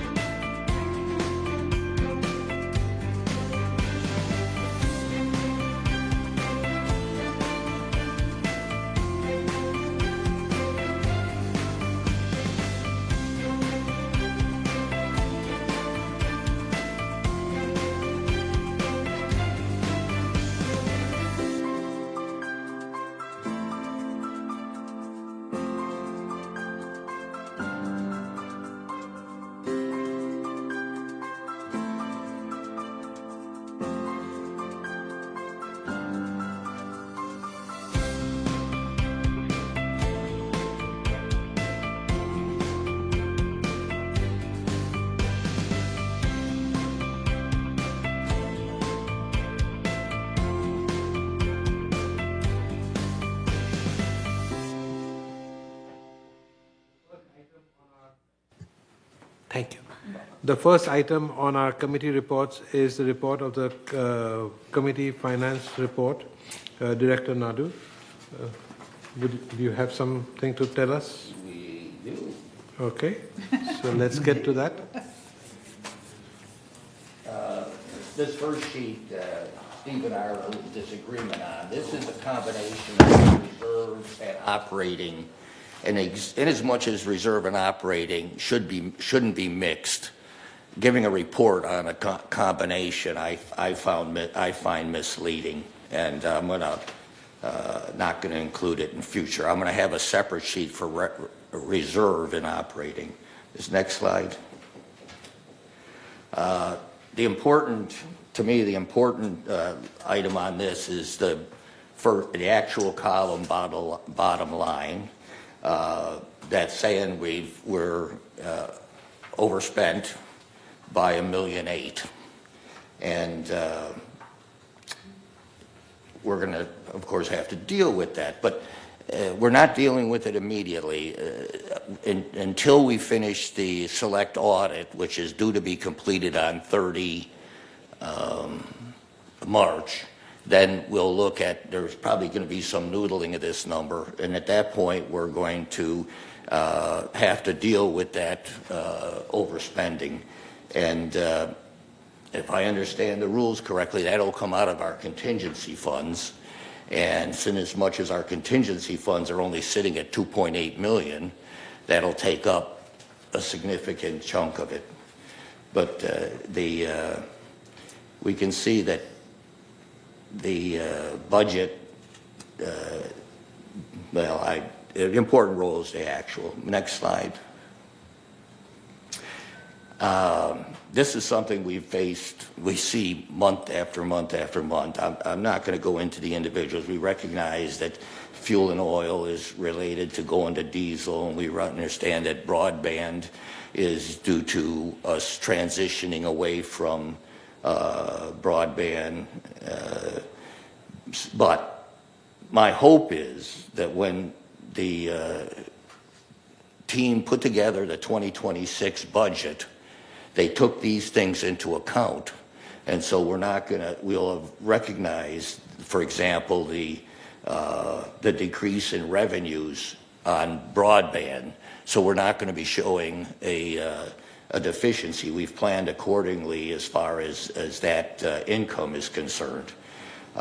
Likewise for fuel and a lot of those. So once we start getting 2026 data, we're going to see how well we learned our lesson from these overages and underages.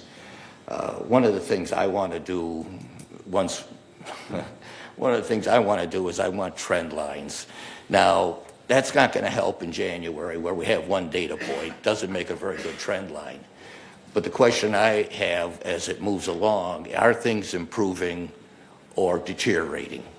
And so we see a number, but I don't know what the previous month's number was or the month before that. So to me, a trend line is much more effective in telling us whether things are getting better or worse. Next slide.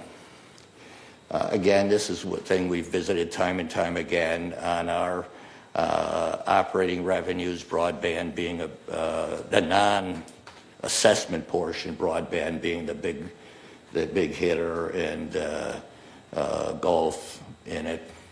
We've seen this time and time again. I think we recognize it. Next slide. Likewise for expenses, we're heavy on employees. Insurance is, of course, a big one. Next slide.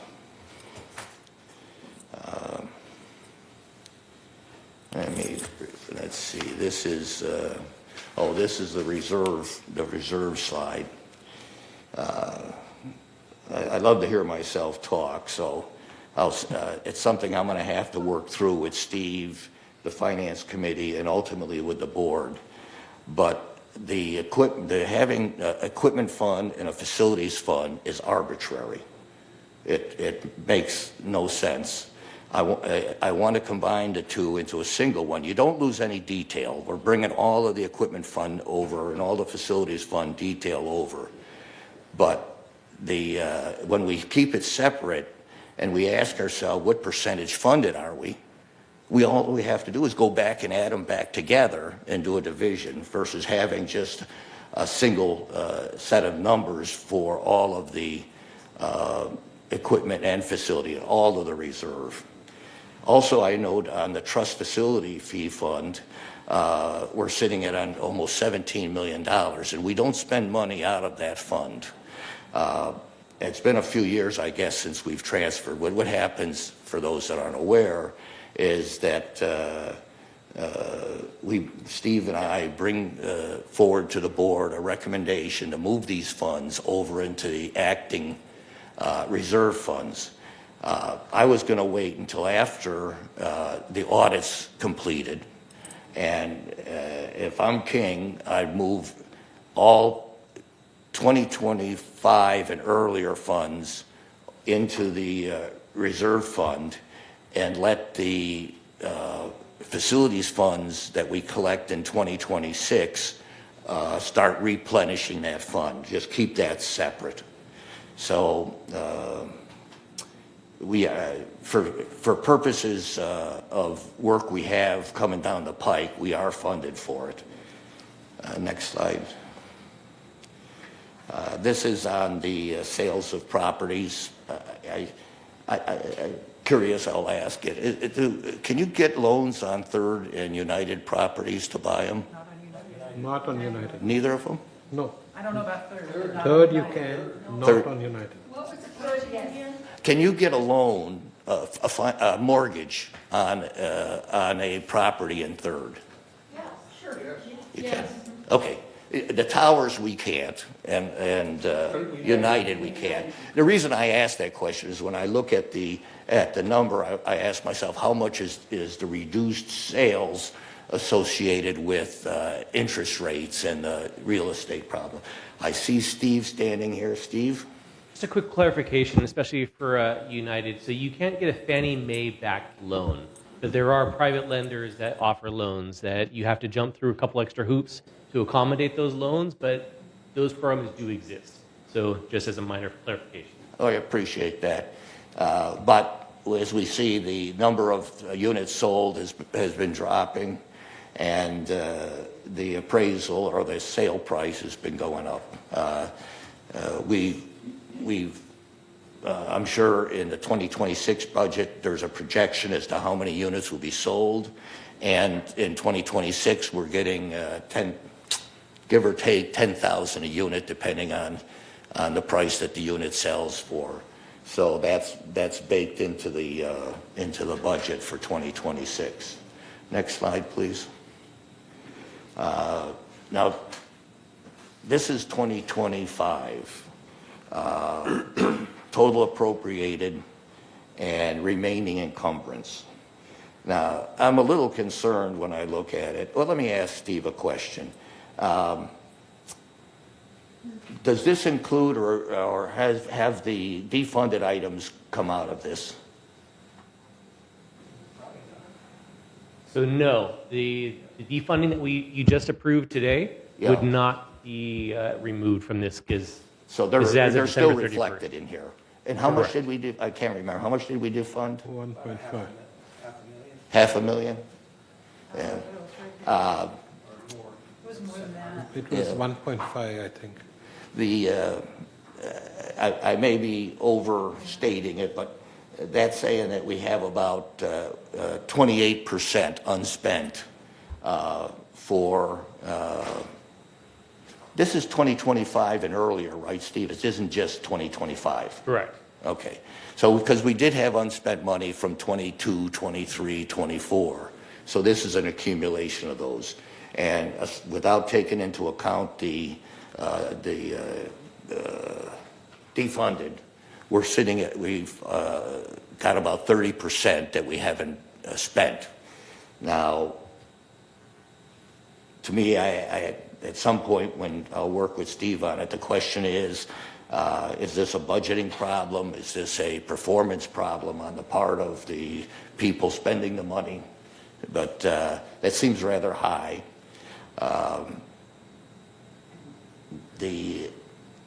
the other, well, okay, that's enough for now, but this shows that we've got 8 million in 8 million of encumbrance from earlier years that is still being worked, less the defunded. Next slide, please. This is very simple-minded. This shows how much is in the equipment fund, the facilities fund, and the trust fund, and the contingency fund, which we're going to take a bite out of. The fact of the matter is, when the question is asked, what percentage funded are we? It's a combination of all three determines what percentage funded we are. And the goal, Steve informs me that VMS's goal, and I agree is a good goal, is that we stay at least 40% funded. Now, with broadband, we may dip below that briefly until we catch up. But I think the GRF, VMS, is doing a good job in keeping our reserves at a safe level. Next slide, please. If there is a next slide. No. I think you're done. That's it. Cool. Okay, next is, did you finish the treasurer's report, Jim? Oops. What was it? That last one was I think you did. The resale report. Yeah, you did the resale. I think we're all done. Next would be Madam Costello. What was the last item that I missed? Did I miss something? No. No, I think you did. We just had a separate page for the resale, if you wanted to talk about Okay. resale in more detail. Yes, well, as you can see from everything that we brought to you this month, from our CAC Activity Committee, we've been busy. We reviewed in one fell swoop all of the operating rules. And again, shout out to all of the committee members that did their homework and came prepared to do that with their comments. And it made it go much faster. We didn't think we were going to get through it, but we did. So we met on Thursday, January 8th, and our next meeting is February 12th, if I'm not mistaken. One of the things that I did, yes, Thursday, February 12th. One of the things that I wanted to point out, however, because it was discussed, was a continuation for the 2026 Unity Celebration. We talked about it. We had a very, very good and robust discussion. At the end of the day, we felt that there were many clubs that are better suited to do things like this than GRF, and so the motion failed. So we did not bring it forward. Other than that, we are meeting on February 12th at 1:30 here in the boardroom. Awesome. Next is the Landscape Committee report, and I will tell you that our last meeting was on November 17, 2025. Currently, the Landscape Department for the GRF is working on Gate 11. They've completely pulled out everything and re-landscaping that area. They promised to make it look nice, and our next meeting is on February 11th at 1:30 p.m. in the boardroom. I would encourage everybody to attend. Thank you. Next is the report of the Maintenance and Construction Committee. Director Reinhardt is not here. Is anybody covering for him? Not that we see. Something's wrong. He hasn't responded to anything. So let me tell you that the last meeting was on December 10th, 2025. Next committee meeting is on February 11th also at 9:30 a.m. It will be an important meeting because a lot of things are being discussed at that meeting. Please be present. Next item on our agenda is the report of the Energy Ad Hoc Committee.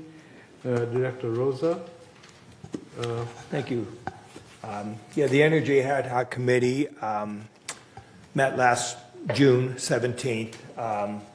Much discussion regarding EV chargers and solar. The next meeting, reestablishment of this committee is March 9th. Hoping, though, that we get some names from other mutuals as part of the committee, though, so that date is predicated upon filling the committee, Mr. President. Okay, thank you. Thank you. All right. Report of the Space Planning Committee. It's an ad hoc committee. Director Nadu had reported last month because I was not available, so I will continue now. The ad hoc committee met in October, on October 28, 2025.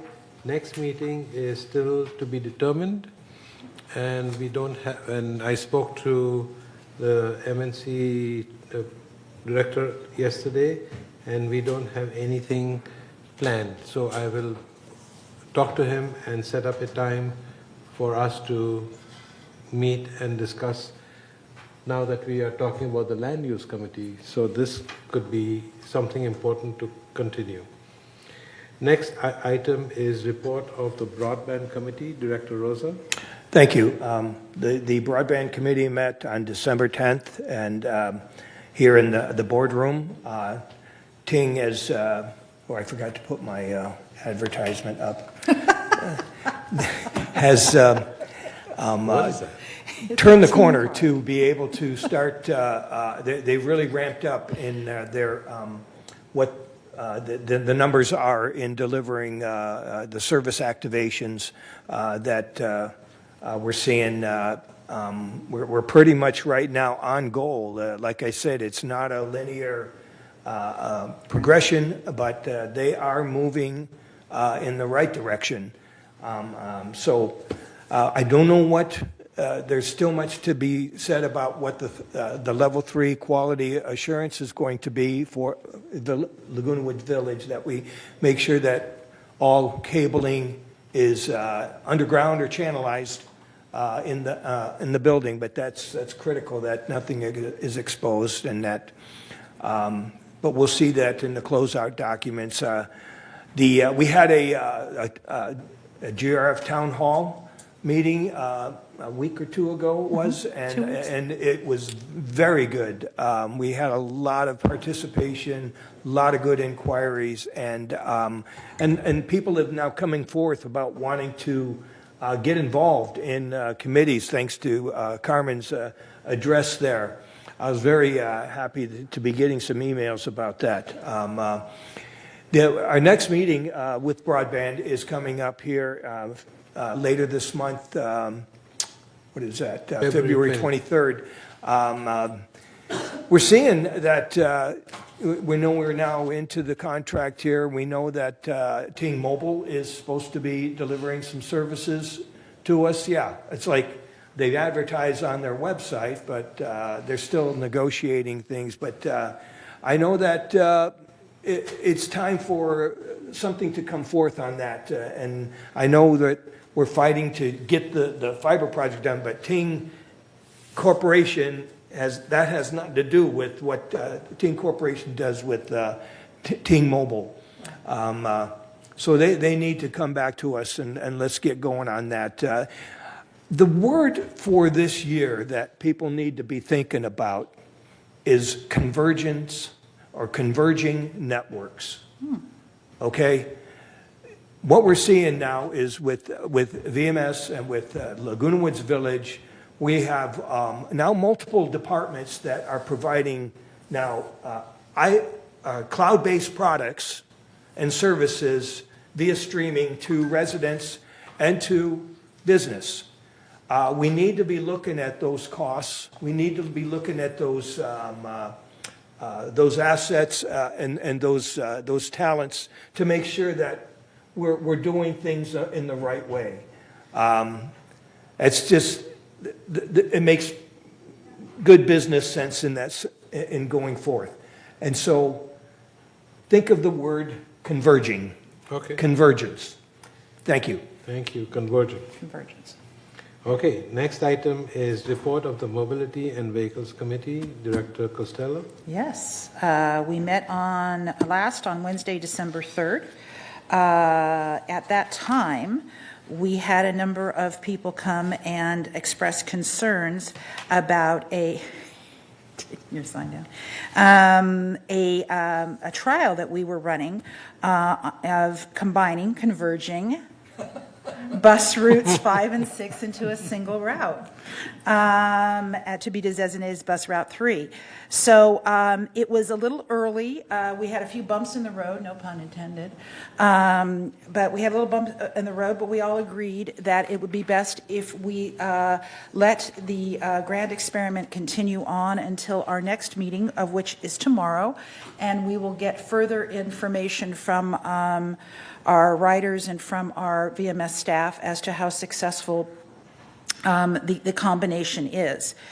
The benefit of that combination is there's savings to be had. There is some money that is being generated, not money being generated, but savings being generated from the combination of those routes. So before we move any further as to how best to utilize that, we want to make sure that our current bus route is meeting the expectations of our residents. So we will know more tomorrow. And we also looked at, which is another part, going back to what Bunny said about charters. The Mobility and Vehicles Committee, we're charged with not approving the funding for requests for vehicles, but for the specifications. So we were requested, security came and they were requesting some pickup trucks. They want to move away from SUVs and pickup trucks for the next round of vehicles that they are eligible for per the budget. And so we went over why pickup trucks over SUVs, which was an interesting conversation. And that was, I think, it. John, did I miss anything? Would you like to carry on? And do what? The next item- Wednesday, February 4th, tomorrow at 1:30 p.m. Come and see us here in the boardroom. The next item is Security and Community Access Committee, which is also yours. So you want to carry on? Well, no, it's not, but okay. I think we moved that, right? Who is the new director? Well, I don't know that we were going to look at that in the grand scheme of things. Okay. But more importantly, I wasn't here during the last one, Wednesday, October 22nd. So we haven't had one since then. Okay. But that was the big one where we determined that we were going to put a pause on automating gate access. Cool. Okay? The next meeting is on February 25th. And I may or may not be the chair of that, depending on what happens. Okay, thank you. with the rest So of us. we'll just announce the time so people can be present. Okay. And the next item is report of the Laguna Woods Village traffic hearing. Director Horton. We had a meeting. Oh. We had a meeting, and we had 6 people that broke the law, and they were all found guilty. Oh, all right. Okay, the next meeting is on February 18th. I'm well aware. Well, just for everybody else. I'm just reading for the benefit of the Okay. members. Were they rolling stops, or were they speeding? What were they? I always find this part interesting. Rolling stop, Rolling stops. California stops, whatever you want to call them. I think we should put speed bumps Go ahead. in. Let's see. Next item is executive member hearing committee. Director Rosa. Yeah, we had a meeting December 11th, as reported at the January open GRF meeting, and our next meeting is February 12th in the Willow Room. Okay. And the next item is report of the Disaster Preparedness Task Force. Director Choi, do you have anything to tell us? Yes, that was my new meeting. I was not expected to co-chair yet, but I ended up with doing it. But it was interesting committee. That was my first time experience. But Mr. Eric Nunes reported the previous meeting, which was conducted, particularly the great shakeout exercise conducted by the security department, which happened October 16th, 2025. He reported it went very well. The captains of the community came, and they had a very real efficient, shakeout exercise program conducted, where we met January 27, our committee. And he also announced that volunteer meeting will be happening the next day, which is Wednesday 28th.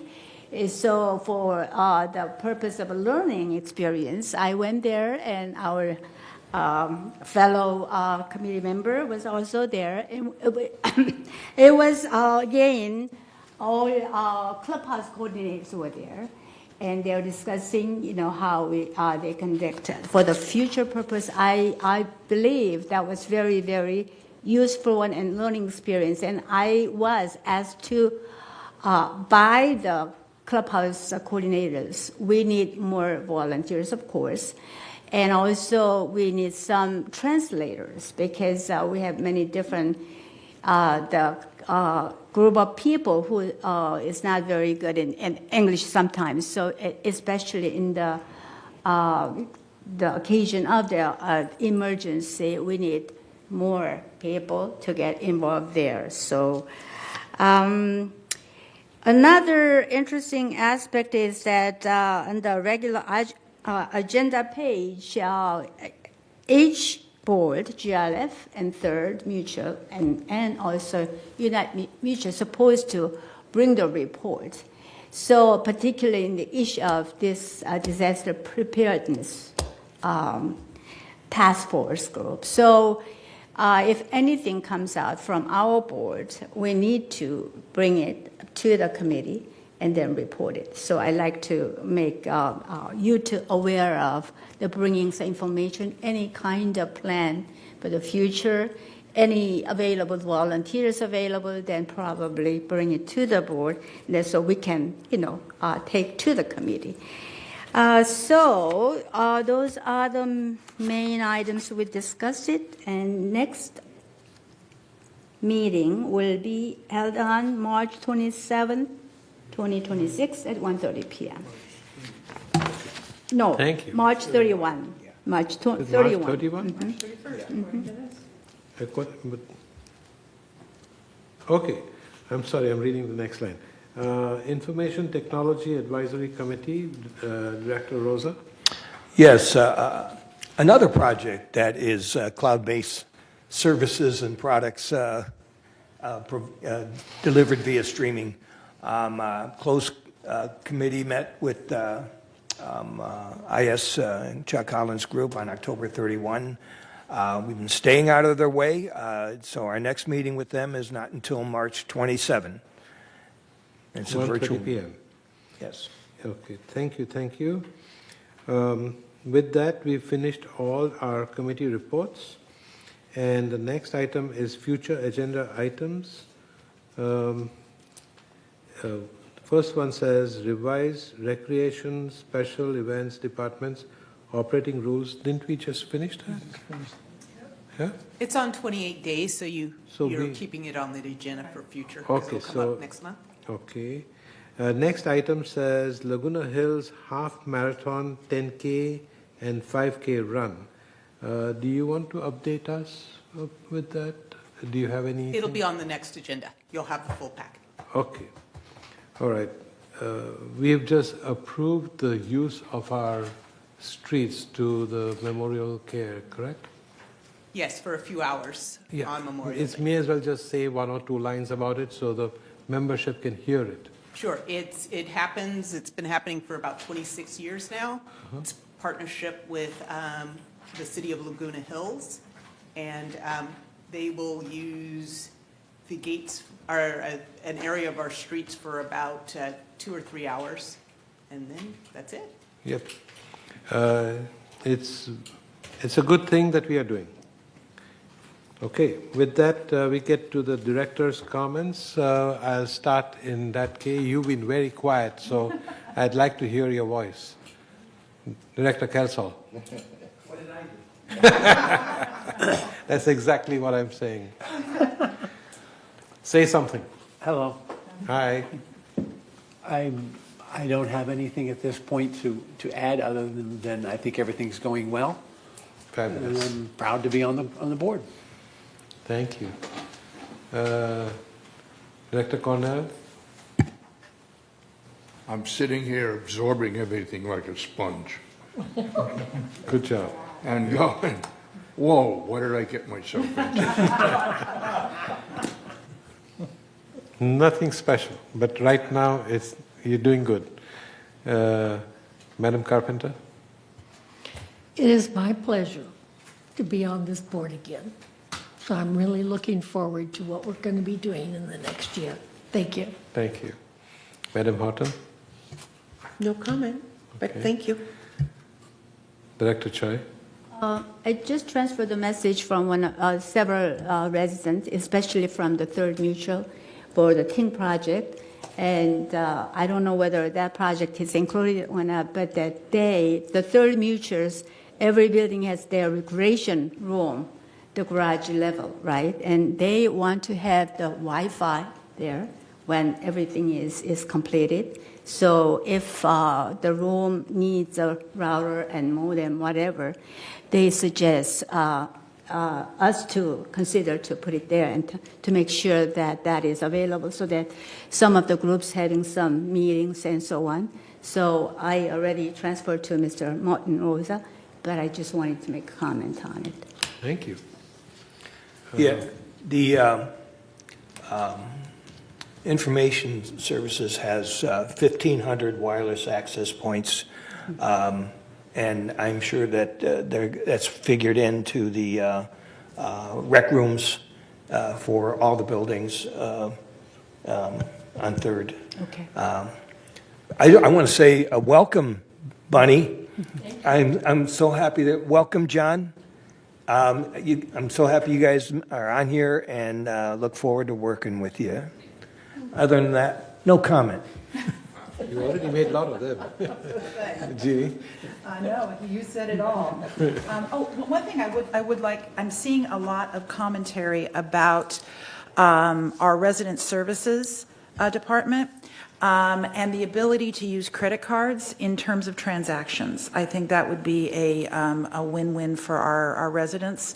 And even if that requires them to have a credit card charge, I don't know I think the convenience charge would be accepted, or they have the option not to. But I'm seeing a lot of stuff on social media that they're complaining that they can't use their debit and credit cards for their transactions. According to them, they can't. They were told they couldn't. Maybe you want to include the printing room. That would, I think it's time for us to step into the 2000s and offer the ability for our residents to use virtual payment. Okay. You want to... I'm pretty sure that they can already use the credit cards and pay a convenience fee of 3.5. That's interesting because I thought so too, but there was back and forth about needing to get a new resident ID card. And a lot of commentary about the cost of a replacement resident ID card, which I didn't get into, but the fact that she pulled out her credit card, she said, and they refused the credit card, and she needed cash or a check. Okay. So, right. So just to get you up to date, the card is accepted by recreation, payment card, but not in that department. yeah, specifically said resident services. And the print shop, because Print shop doesn't take it either. because we get flyers printed on a regular basis, and we have to pay by either check or cash. Anyway, besides that, I'm so happy that one more time that we are all as one big board, all 11 members now, and it should make working really good and easy for all of us to follow.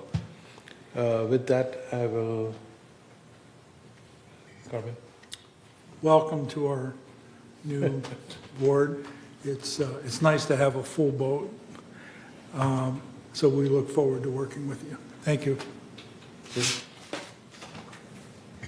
Now it's my turn. Yes, sir. I want to tell you, it's patently absurd Say that to again? say that our VMS agreement is not a contract and doesn't have to be dealt with in public.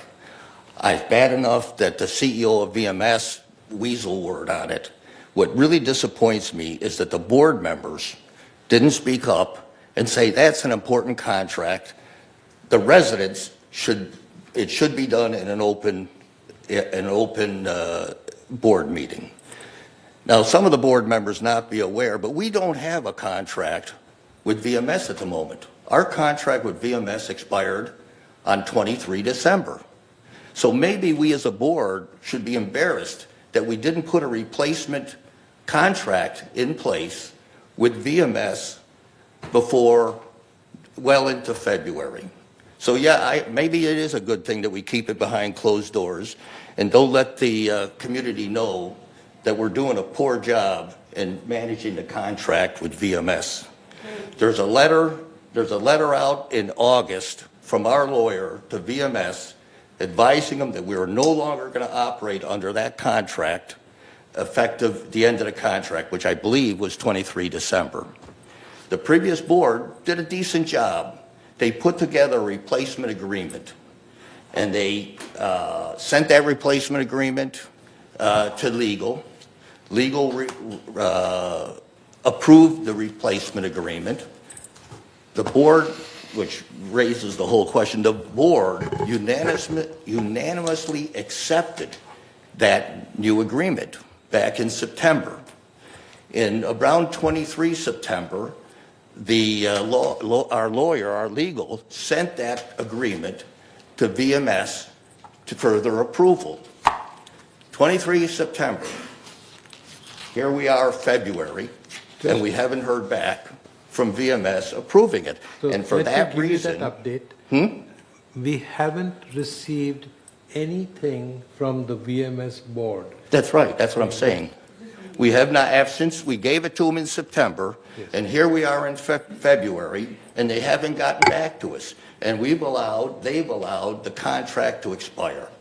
So yes, let's take it behind closed doors. I don't want our citizens to know that what a poor job we're doing, making sure that we have a valid contract in place. Second item, This is just a director's comment. and that's what I'm doing.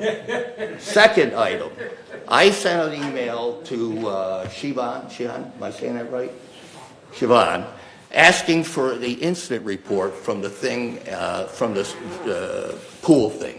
You know, we got notified that there was that incident. I wrote Siobhan and asked her for the incident report.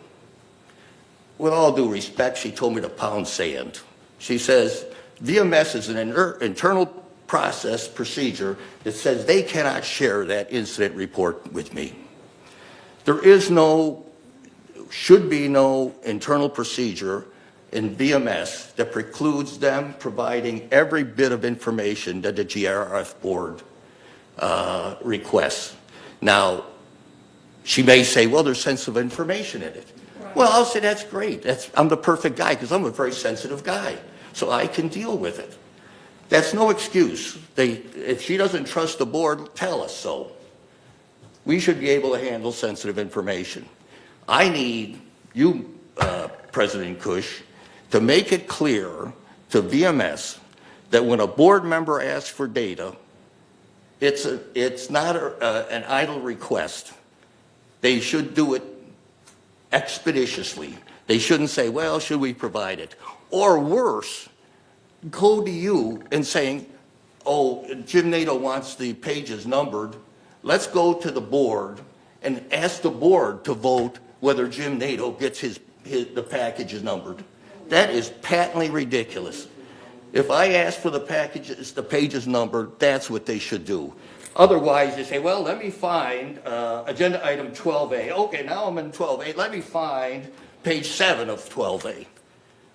There's no reason those page numbers shouldn't be numbered, and there's no reason they should go to the board to get the board to vote as to whether I get those page numbers, those pages numbered.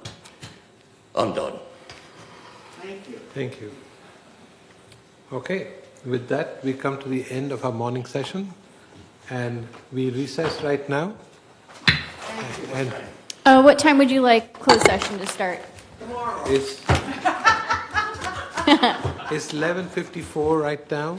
Let's convene. You want to do 1:30, Kush? 1:30? 1:30? It's 11. I'm sorry, 12:30. 12:30. 12:30. Yes.